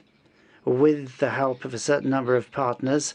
And so our first strategic choice was to develop distance learning first using telephones. It's something that a large percentage of the Moroccan population already has, and at the same time we have fairly good internet connectivity in our country, and so we started using phones in order to ensure inclusivity and equal access to distance learning. So for those reasons, a certain number of products were rolled out, and the first application that was developed with our partners drew on existing literacy programs. And for each one of these, we decided that we would develop and implement a distance learning module, a phone-based distance learning module. So that was firstly functional literacy for artisans with the support of the relevant ministry. And then later, this was rolled out to other applications for other literacy programs, drawing on the ones already existing. Because in our country, we have specific literacy, functional literacy programs for artisans, farmers, fishers, and also literacy and post-literacy programs. And in each case, we tried to develop mobile applications accessible to the broadest possible population. At the same time, Morocco was able to launch its distance learning programs prior to COVID. But with COVID, we had to boost our efforts, and we were lucky in a sense because of the pandemic. We had a very high level of uptake of this service, and then subsequently we took this opportunity of the problem to develop other distance learning programs with the resources of the agency and other bodies that we provided to people in Morocco. You have to realize that most of these programs are implemented by associations, and one of the main partners, or most of the main partners, were involved in this. They developed further programs, so that was on top of what the agency was able to do itself. And we provided a lot of information, communicated a lot about that, because distance learning means a high level of communication. So from the start of the programs, we encourage people to use them and to see them as an integral part of education mix with in presentia and distance learning at the same time, because obviously we're talking about people who can't read or write. So this was a strategic choice that is currently being enhanced and reinforced by the development of a distance learning platform for all our learning programs. It's a large-scale project that's currently underway in partnership with UNESCO and the EU. And thanks to these literacy programs, we will have a broad-based platform that will support all of these modules. As I say, it's a strategic choice. Morocco wants to make progress in the field of lifelong learning. It's of strategic importance for our country, and we want to make sure that everyone involved in education and training is involved. Morocco has developed a new economic growth plan, and this is part of it. It was included in the report that was recently submitted to His Majesty the King. As I say, it's a very large-scale project, and I can assure you that distance learning plays a key role in our literacy programs. We now have something tangible to work on, and I think we have a clear understanding of what the drivers of this kind of learning are in terms of culture and communication, and when it comes to capacity building, emphasizing two key actors, the learner and the trainer, of course. They are always taken on board in our projects because without full consideration of their needs, this type of distance training will not work. One big advantage is that it creates a sort of neighborhood-to-neighborhood learning environment involving family and colleagues. So it's important to take on board. So that's a quick overview of what the Kingdom of Morocco is doing in terms of distance literacy programs. Thank you very much. Thank you very much, Mr. Mahmoud. It was really important to be informed and reminded of the possibilities of creative approach, I would say, that you presented to us, like using telephones and this education mix and so on. But also it was important to be reminded of the role that supportive environment does play. And we appreciate the efforts the Moroccan government is making. Ms. Giannini mentioned in the introduction that we will have a chance and opportunity to learn more about the efforts of Moroccan government next year at the International Conference for Adult Learning and Education. We are looking forward to that. Thank you very much. And I will move to our next speaker, Ms. Maria Sumaga. She is a program specialist from the section of Youth Literacy and Skills Development, Division for Policies and Lifelong Learning from UNESCO. And she will tell us a bit more about the program, about the main trends in technology-enabled literacy learning programs. and they are taken from the UNESCO International Literacy Prizes 2021 examples. Ms. Yasunaga, the floor is yours. Thank you very much, Ms. Pofelix. It's really my pleasure to be here today to present the main results of the trend analysis of the nominated programs of the UNESCO International Literacy Prizes 2021. I would like to acknowledge the contribution of Mr. Bernard Yonga Loleka to conducting this study. More than 50 years, UNESCO has recognized outstanding literacy practices across the world through ILP. Tomorrow, you will hear about excellence in innovation of the 6 laureates of ILP 2021, UNESCO King Sejong Literacy Prize and the UNESCO Confucius Prize for Literacy. This year, the ILP theme is Inclusive Distance and Digital Learning. This trend analysis focuses on application of the 50 programs that were nominated by either a government or an NGO maintaining official partnership with UNESCO, and those granted the permission to use the information for this analysis.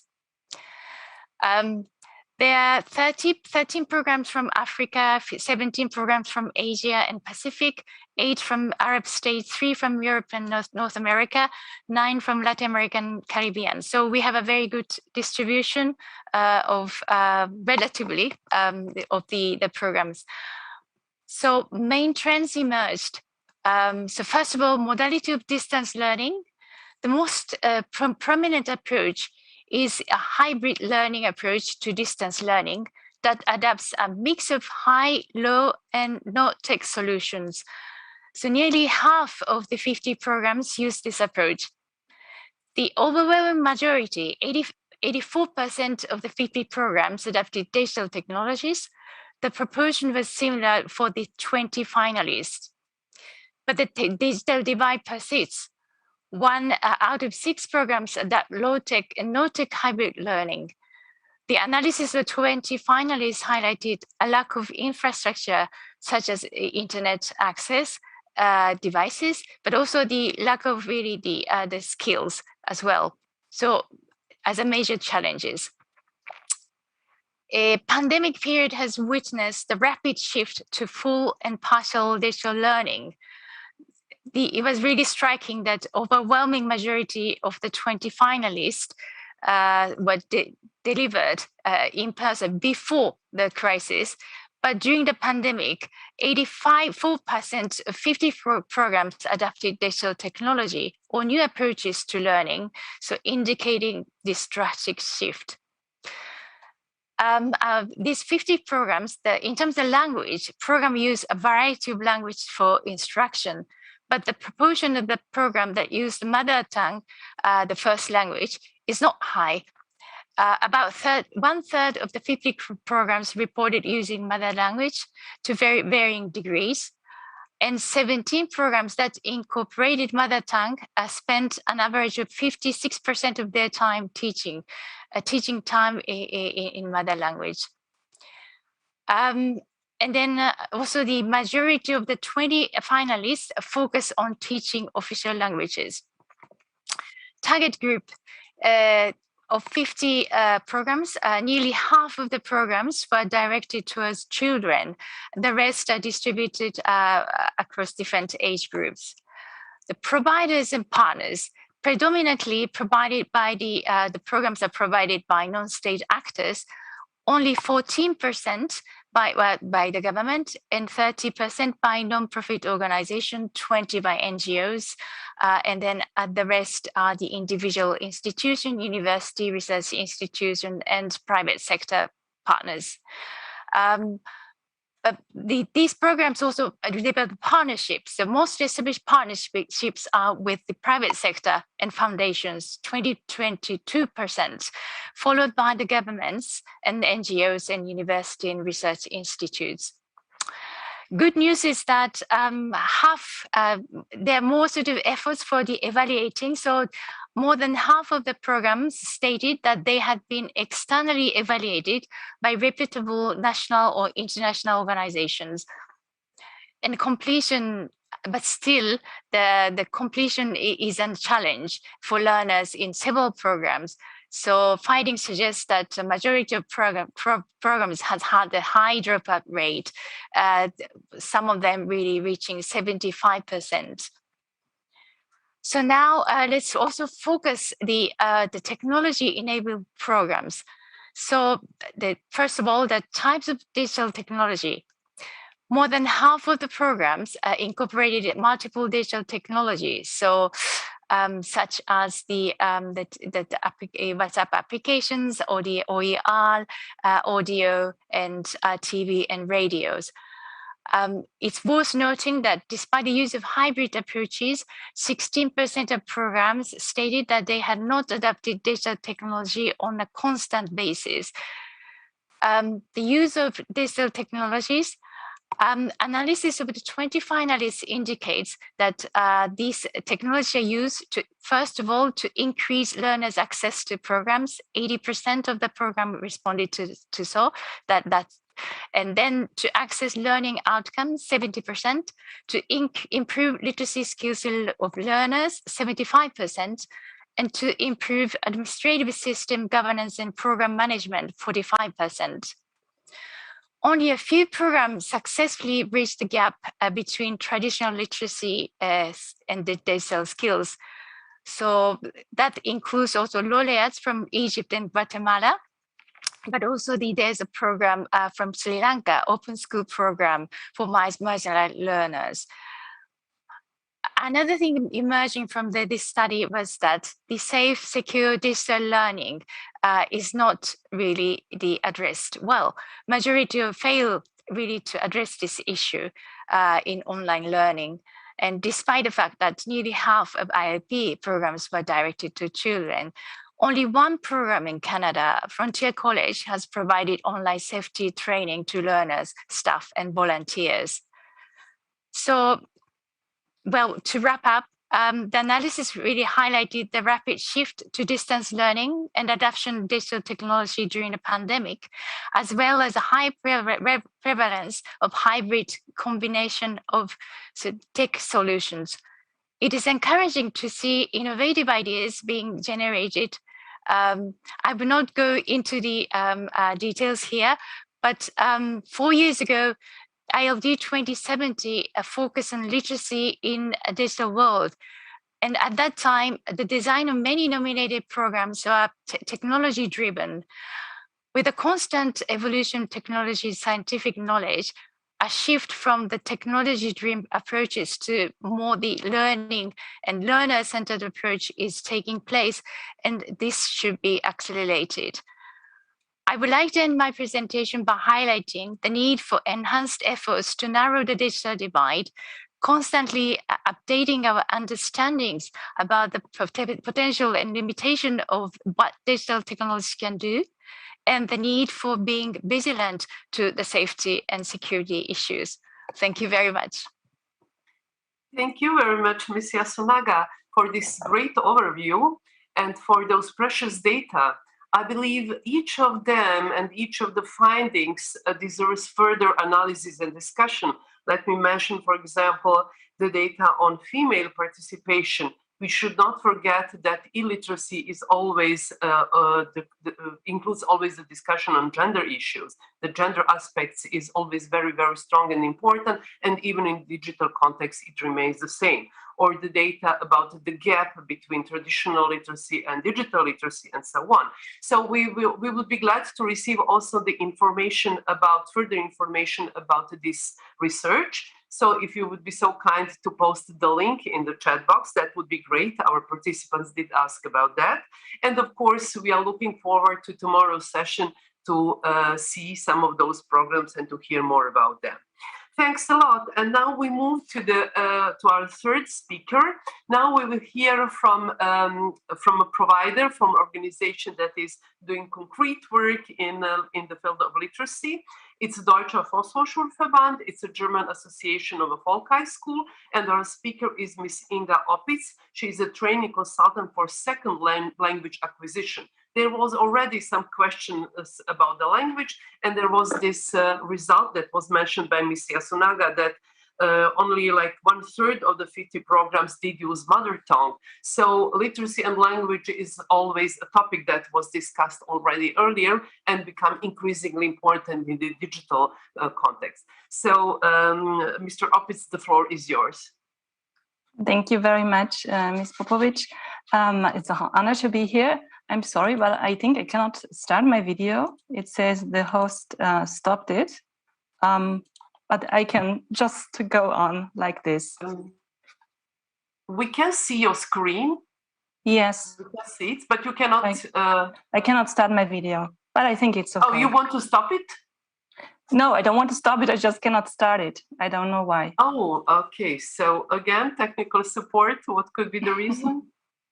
Maybe you simply restart. You stop sharing and then you restart. Okay, perfect.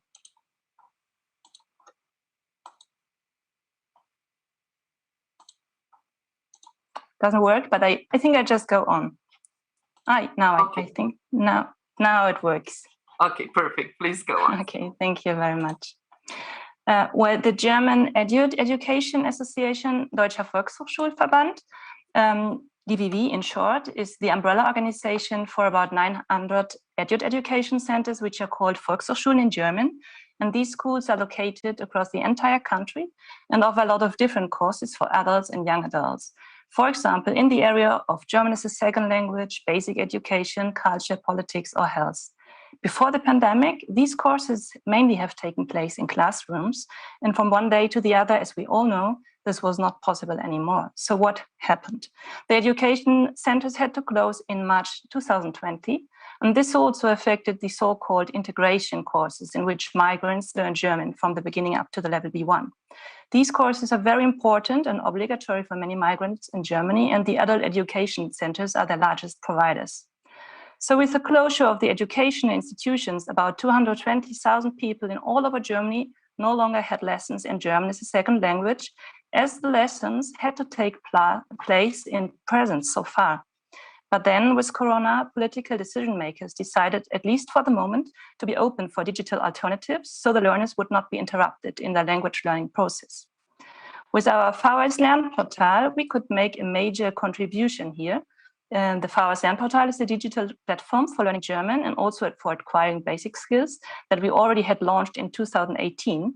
And it's basically a learning management system with featured courses. So the whole learning content for German as a second language was already there in a digital form. The VHS Lernportal already had been used by a lot of teachers and learners as a blended or self-learning instrument, but not on such a large scale. And that changed enormously with the new situation.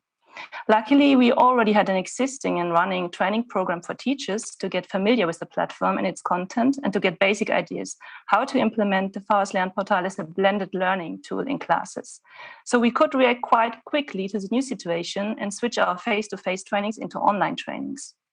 At that time, at the end of March, beginning of April 2020, we had incredible growth rates. In the first 6 weeks alone, 150,000 new learners came to our platform to register in German as a second language courses. In the same period, almost 10,000 new teachers came to the platform to become a tutor. Many of them made use of our training offer.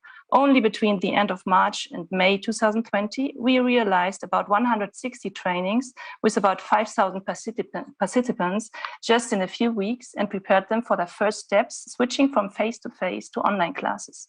Many teachers in the beginning didn't want to work digitally, but when they realized that the situation wouldn't change quickly, they came to our trainings too. We got a lot of feedback from teachers who told us that they first didn't believe they could work completely digital with their beginner courses, including sometimes also groups with people with literacy needs. But we did learn that it can work, even if we are still convinced that blended learning as a combination of face-to-face and online learning is the better way of learning compared to full e-learning. So what did we realize and learn during the last months? First of all, teacher training regarding digital skills and the implementation of digital teaching instruments is essential and should be amplified. It's important that teachers lose their fears regarding digital teaching instruments and to help them to get confident using them in a meaningful manner. Once they gain experience, most of them get really motivated and begin to see many benefits in the combination of face-to-face and online learning. And this motivation is perceived by the learners and is carried over to their own motivation. Secondly, it's important to develop and try out new pedagogical and didactical blended learning concepts for different target groups and learning situations, and to be able to have more flexible learning models. We should take the best of the digital and analog world and mix it in a meaningful way, adapted to each learning group and its needs. We also see the need for a gentle approach to digital instruments, to include digital skills training at the beginning and during blended learning courses, and to offer constantly support during online activities for learners. If there are heterogeneous groups, learners can also learn from each other, and even teachers can sometimes learn from learners regarding digital skills. A positive learning environment without fears or shame is essential for the learning success. A gentle approach also means to proceed step by step and learning by doing. If possible, online activities in the beginning should be included in face-to-face classes as activities for the entire course or for smaller groups. In easy stages, these activities can be expanded, and when students are getting confident with the used instruments, they can begin to solve certain tasks outside the classroom, in addition to the face-to-face lessons, which always will remain important from the social point of view. For activities outside the classroom, it has to be ensured that every learner has the possibility to make use of the online activities. That means access to internet and digital learning devices, smartphones, tablets, or computers. Many teachers are happy to be able to see their students face-to-face again, but a lot of them also say that from now on they will make more use of digital instruments and blended learning concepts. They and their students gained a lot of knowledge and competences over the past months, and we hope that this will contribute to an enriched teaching and learning, which naturally includes the acquisition of digital skills. Thank you very much. Thank you, Ms. Opitz. You can stop sharing the screen now, if possible. Thank you. It was a great example, a really interesting and inspiring one, and I believe many of us could resonate with the things that you have mentioned. For example, the resistance some of the teachers showed at the beginning, we experienced it all, but also the fact that you have underlined the need for trainers and training the teachers for the teaching in the online world, and the need for the support, but also this combination of face-to-face and also paving the way for the new future and the new normal, while digital learning will be used more, but not uncritically, but with this additional support and with the combination with face-to-face phases. So thanks a lot for this lovely example. And I have to say that, well, there is one common thing between traditional face-to-face conferences and online conferences, and that's that each of them, they are behind the schedule. That's quite common, and this is the case even now. So we cannot go to the question and answer session part, but the UNESCO colleagues did a really great effort to answer many of your questions in the question and answer box. So you can find many of your answers there. But there is one thing that we will do. We will have a Zoom poll to get your opinion on one important question. So I will ask you, I will read the question now, and then I will ask you to be prepared to tick the boxes, the appropriate boxes in your opinion. You see the question on the screen now in English, but I will read them so those who listen to the French and Spanish translation can also have opportunity to give their opinion. So the question is, what are key factors that make technology-enabled literacy programs inclusive and meaningful? So that's the question. And of course, it's multiple choice. You can tick all boxes that apply. So let me start reading the offered answers. First one is appropriate laws and regulations. Then supportive national policy plans and initiatives. Next one is data, information, and scientific knowledge. Then infrastructure and affordability of digital devices, tools, and network services. Next one is relevant learning content and curriculum. Then appropriate pedagogy and andragogy. Then educators' digital skills. Next one is use of relevant language. then building on local knowledge, digital ecosystems and cultures, and finally, multi-stakeholder partnerships. So I invite you to tick the boxes that apply in your opinion, and you will have 3 minutes for that. We are looking forward to hear from you.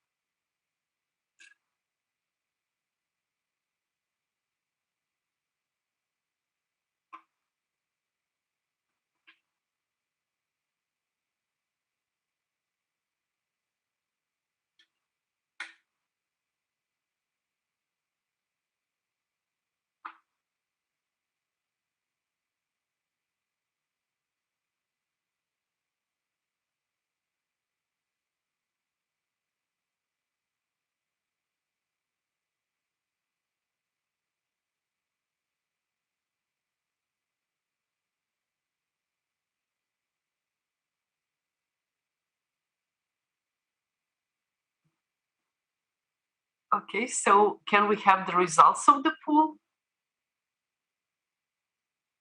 Great, thank you.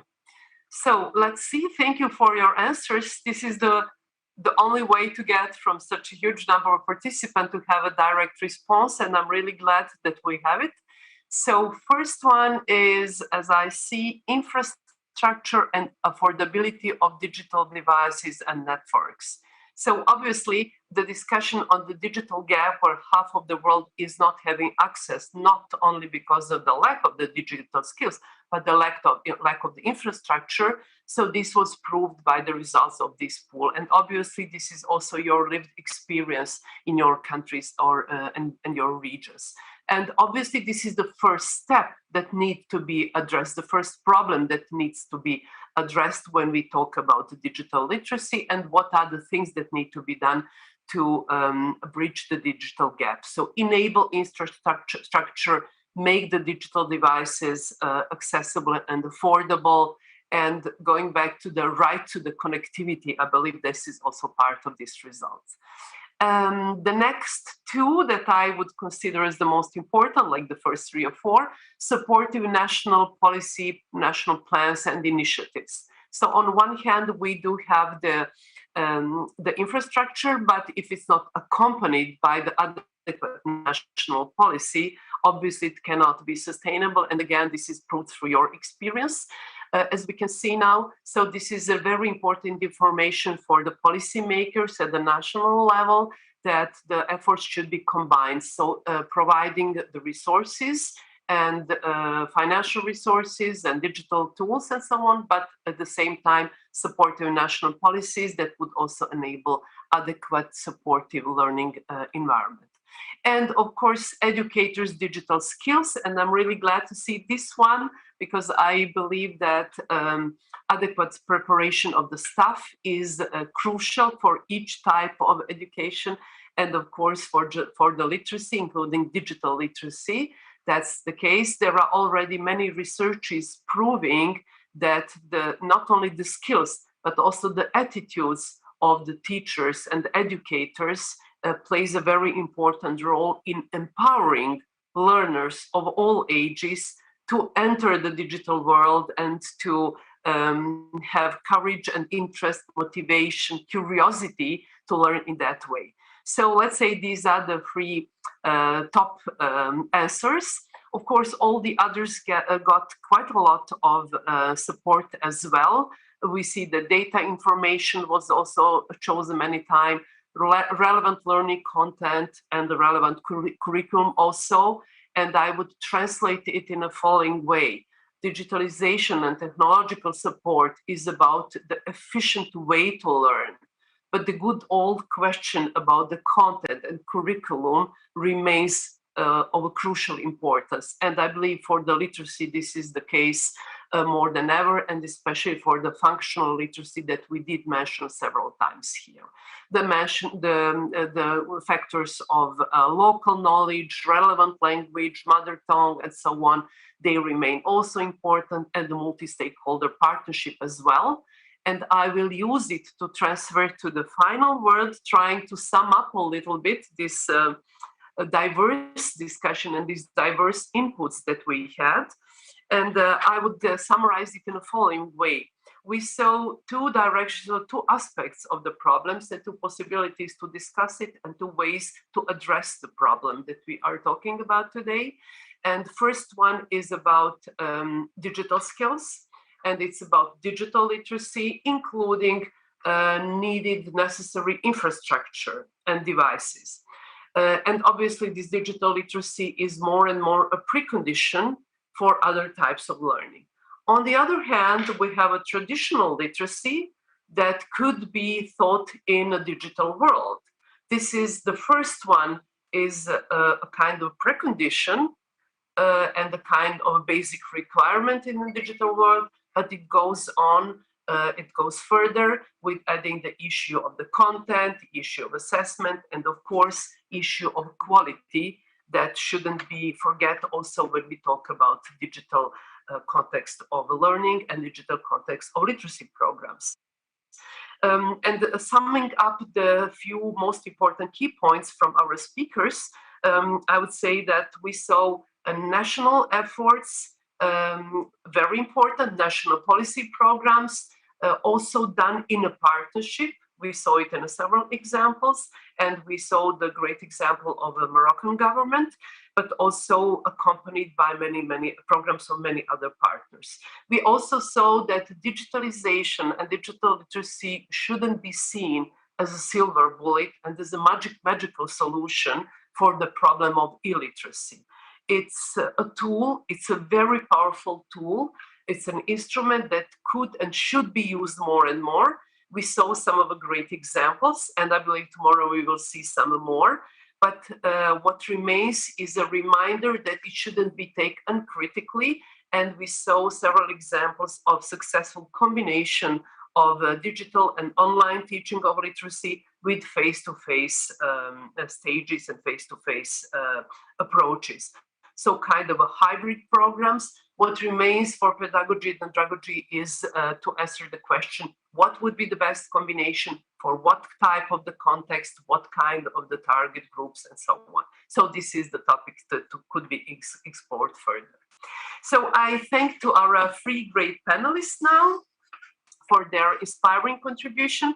I thank you for helping us and giving the answers to the pool. That was a kind of your feedback to our discussion. And I'm glad that I can now hand over to my dear colleague, Ms. van der Linden, who will be your moderator for the session number 2. Thanks again. Thank you very much, Katarina Popovic. I'm indeed taking over. And so I hope everybody can hear me. We are a bit behind schedule, as you said, and I'm not speaking up my language, but I hope to speak to speed up people using all kinds of instruments like this and this. And because, of course, we want to hear the 3 next speakers on an issue, a very relevant issue. And we have discussed contents, but it also, when it comes to really conducting programs, etc., then we also need infrastructure, we need conditions, and partnerships could come in there. My personal view is that sometimes partnerships are presented as the magic bullet or the magic wand. You already mentioned it, Katarina. But I hope we will hear some nice examples and experiences. I forgot to introduce myself. My name is Josje van der Linden. I work indeed as announced in the University of Groningen, but I'm also attached to the University of Gulu in northern Uganda as a chairholder on lifelong learning, youth and work. And in lifelong learning, of course, literacy is also an issue. The program, the schedule is similar as the one that Katarina Popovic just chaired. First 3 speakers, then, well, I will see how much time it is left for discussion, but let's have the 3 speakers. And the first one is Tandida Wrong. Now the name disappeared. Wong Prasong from Thailand. The floor is yours. Yeah, I'm happy to have you here. Thank you very much for inviting me today. I'm honored to present to you to talk about the case of Thailand. In Thailand, I think we have facing many problems similar to many countries, but perhaps different in scale. I think to highlight some of them, equitable education is the key issue. We have been wanted to provide education for all for more than 2 decades, but it's very hard to achieve, especially providing education to the 5 to 10% of children and youth who are the poorest. We're also facing school dropout rate as well. The reason behind that range from poverty issues, lack of motivation and efforts, and irrelevance of the curriculum. In order to solve the problem, the Thai government has set up Equitable Education Fund, or EEF, with a mandate to take action on reducing inequality in terms of education in Thailand.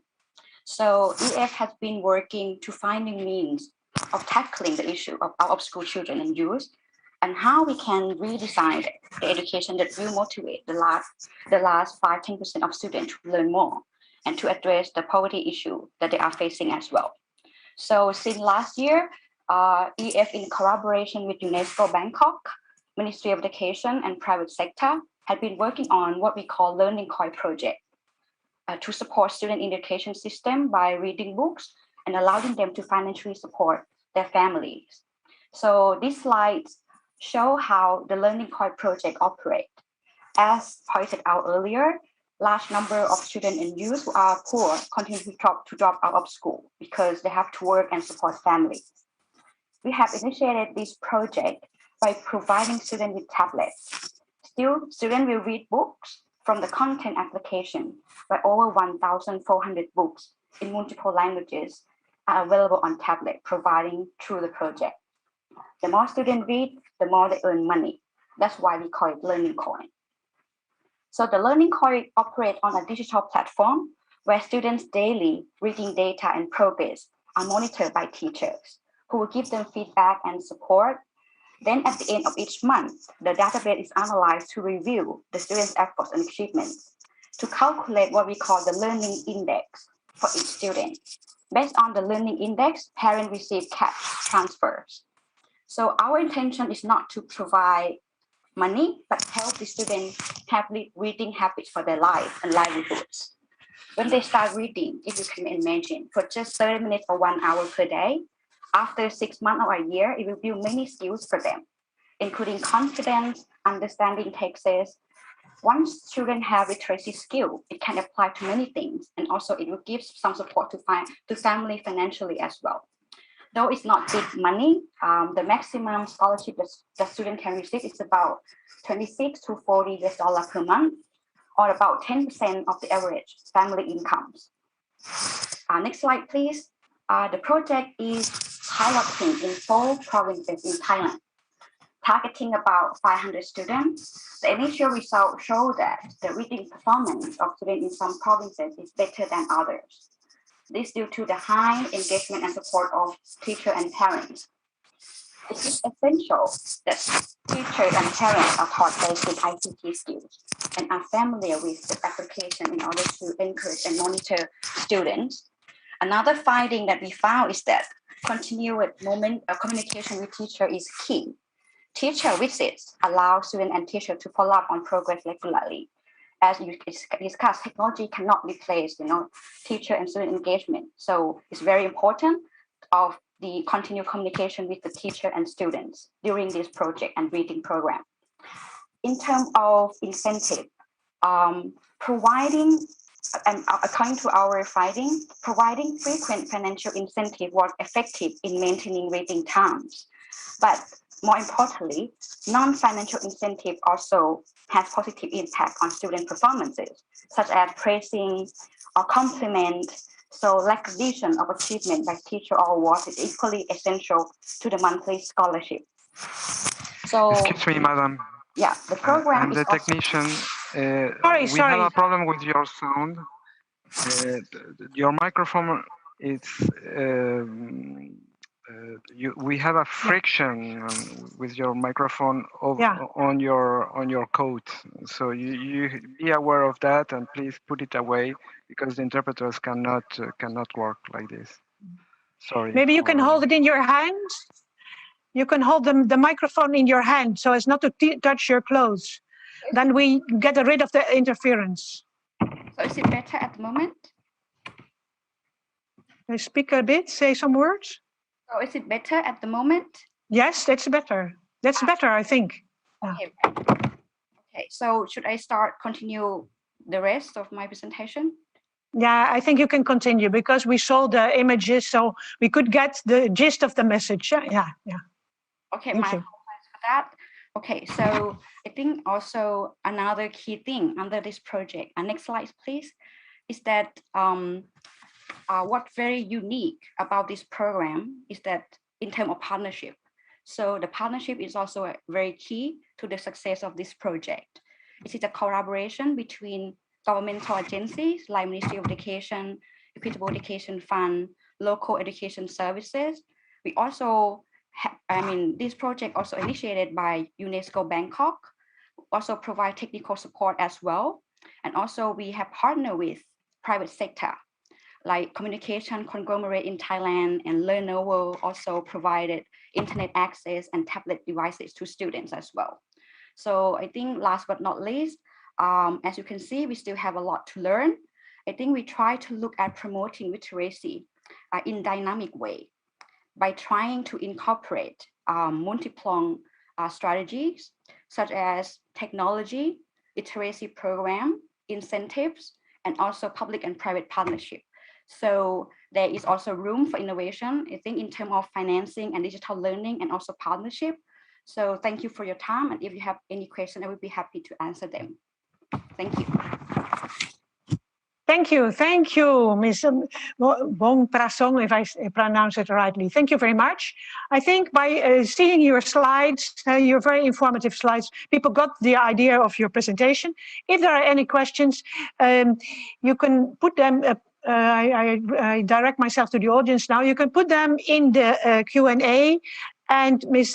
Wong Prasong will answer them in the Q&A because there's very few time left after these presentations.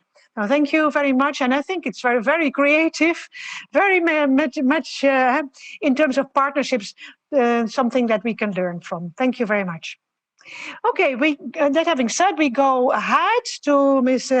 Rahat Zoldo-Shaliev at the UNESCO Institute for Lifelong Learning. Please, the floor is yours. Okay, thank you so much, the chair.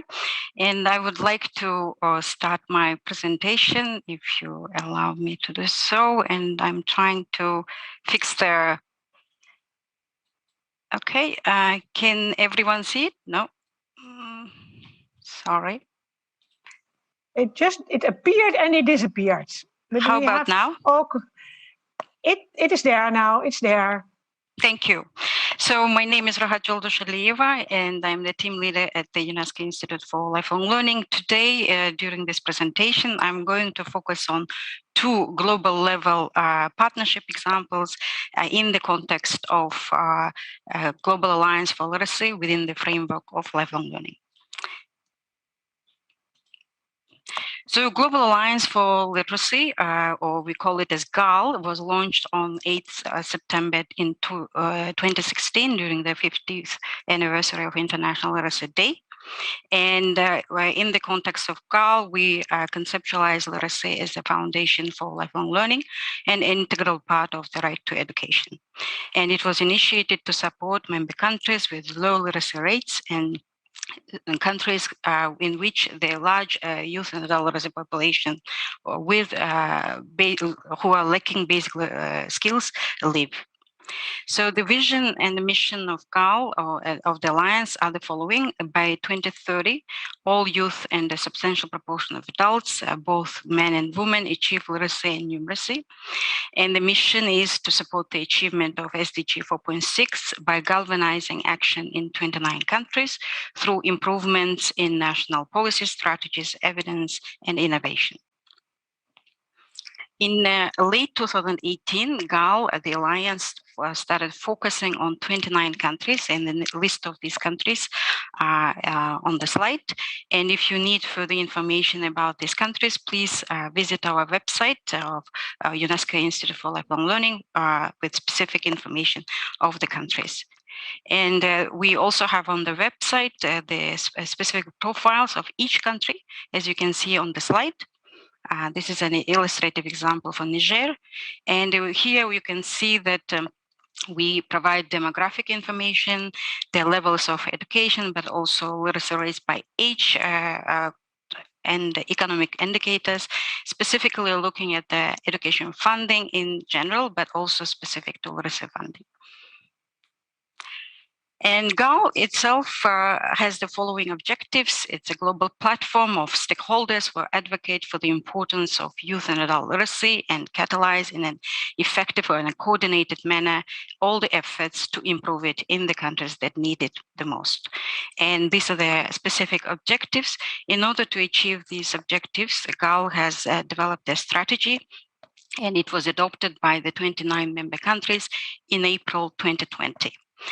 GAL strategy is a platform for the implementation of another strategy or strategy of UNESCO for youth and adult literacy until 2025 as well. Now, we have 5 goals which are also outlined in the UNESCO strategy for youth and adult literacy. These are on policy and planning, equity, innovation, data, and partnership. As you can see that among the strategic goals, partnership is one of the key goals that we would like to focus in improving the literacy in the 29 member countries. In 2020, we also initiated the associate membership to the Alliance, and you can see on the slide the 14 GAL associate members who joined the Alliance to support the initiatives and activities within the 29 countries at the global, regional, and at the local level or country level. And today, one of the partnerships which I'm going to speak about will be about in the context of Global Education Coalition and Global Alliance for Literacy. As you can see that Global Education Coalition was established last year by UNESCO, led by UNESCO with a lot of partners. And some of the partners are mentioned here.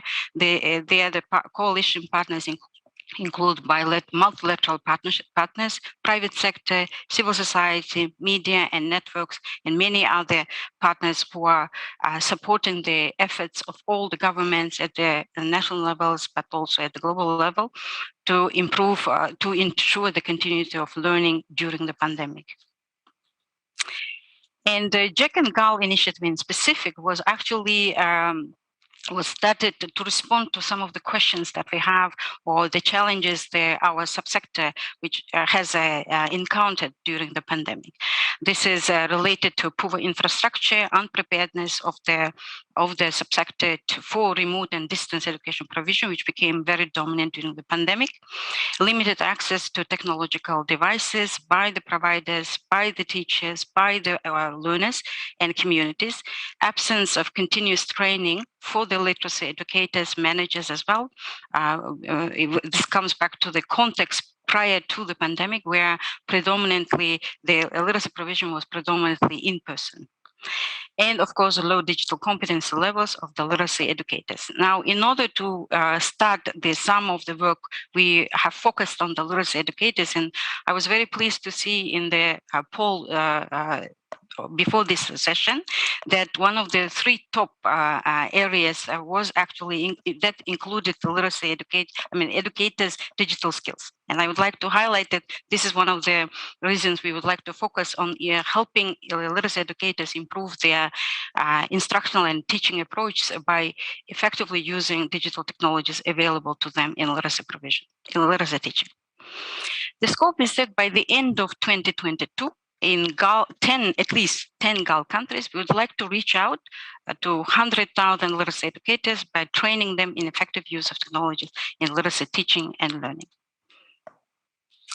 How do you want to achieve that? By mobilizing different stakeholders, partners, and resources to develop effective and unified responses in the specific countries, but also this is where we would like to highlight how we will be mobilizing relevant JEC partners, but also involving GAL associate members, coordinate all the action and maximize the impact, avoid overlap and reach the most disadvantaged during our implementation, matching the ground needs with the effective and relevant solutions. Of course, this requires a lot of discussions with all the partners, including the government, non-state stakeholders, as well as educators and teacher training institutions, and provide education by leveraging high-tech, low-tech, and no-tech solutions.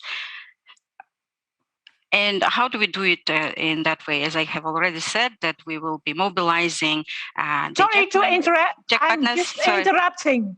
Yes, I'm interrupting. Rahat, you have this 1 minute to explain this sheet, and that's it. Yeah. Okay, thank you so much. Then I would like to highlight that we will be mobilizing also open distance education universities and teacher training institutions, national literacy partners, providers as well. The second, very quickly, this is the last slide. I would like to highlight the second initiative, which is about specific GAL associate member who we joined last year in 2020. And together with UIL, or Institute for Lifelong Learning, we have been already partnering in two activities. One of them is offering an online course on planning family and intergenerational literacy and learning programs. We have already offered 2 of such courses. We reached out last year 90 participants from 26 countries. This year we reached out to 178 participants from 51 countries.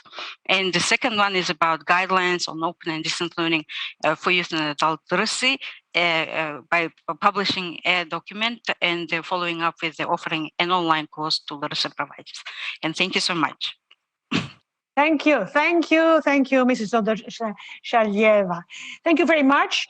I am impressed that there are so many pair partnerships already in place. Let's go to the third speaker. We have the time, we have still some time, so let's make use of it. Ms. Graciela Sbertoli, the floor is yours. Thank you very much. You'll be happy to hear that I haven't actually prepared to use a PowerPoint because I took the 5 minutes very seriously. But the advantage of being the last speaker is that lots of the things I wanted to say have already been said. I am the Secretary General of the European Basic Skills Network, which is a network at policy level. So that means that we are all about stakeholder cooperation at European level. And that level is very important, but Rahat has already mentioned how it works. We are also one of the 14 members of the Global Alliance for Literacy. But I would like to talk about other levels of stakeholder cooperation. A very important one, which everybody pays lip service to. They say, yes, this is very important, and then very few countries actually implement, is the cooperation at the national policy level among all the ministries that are actually affected by literacy or lack of digital skills in the population. This is not a question of education, it's a question of education and economy and health and employment and inclusion and fight against poverty and welfare in general, and social welfare and psychic health. Everything is involved. And there are some countries, there are examples of good practice. I live in one of them, in Norway. There is a sort of skill strategy, a national skill strategy that was signed by, now I'm actually not sure if it was 5 or 6 different ministries in government, plus the social partners, plus the associations of NGOs. You do need to confront the issues as a whole of government approach. At that level also, it is important to involve some private partners, the private sector, not only for the money involved, but because of the change of attitude that it can cause when companies and social partners are involved in fighting the digital divide, for instance. Now, at national level, you need the structures that have been mentioned. I thought it was quite interesting to see that the component that got the least percentage was stakeholder cooperation. But I'm sorry to tell you that nothing of the others is going to be achieved unless there is a very strong stakeholder cooperation at all possible levels. So at that level, you need the cooperation that will be involved in creating the infrastructure. But we tend to think too much of the infrastructure. There are many other things that are stopping us much more. Now, that is not enough. You need a framework for basic skills. That is what we work with in the EBSN, is making sure that there are good indicators at different levels for literacy, for numeracy, for digital skills, so that we actually know what we're talking about. But you need also to create at local level very strong partnerships involving also the target group and tailoring the provision to the needs of every particular locality. In England, there's a tremendous example of good practice called the citizen curriculum, where they have worked at the curriculum together with all the local authorities, and they actually have achieved proof of return of investment, because there are less social and health costs in these localities. And I know I'm running out of time, but the most important one, and what really is my heart, very close to my heart, is that we need partnerships among teachers and teacher trainers and providers, because it is not enough to increase the digital skills of the teachers. They also need to be able to have the time and space to think didactically, to become extremely expert at knowing which tools from the toolbox to use for which target group. And that is what the EBSN is working with at the moment, our network. And I would like to use the 10 seconds that I'm going over to say that we would welcome any contact from any of the countries represented today if you want to find out how we may cooperate in the future to ensure that your teachers have what they need. Thank you very much. Thank you very much. Thank you for your very touching plea, Ms. Graciela Sbertoli. I think we had some good examples of partnerships, and we have so to say, emotional plea to develop them further, to take a lot of different partners into account.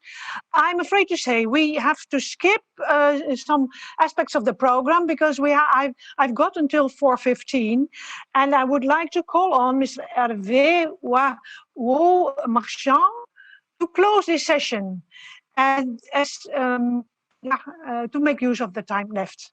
Is that all right? Monsieur Hervé Marchand? Yes, thanks. Thanks a lot, José.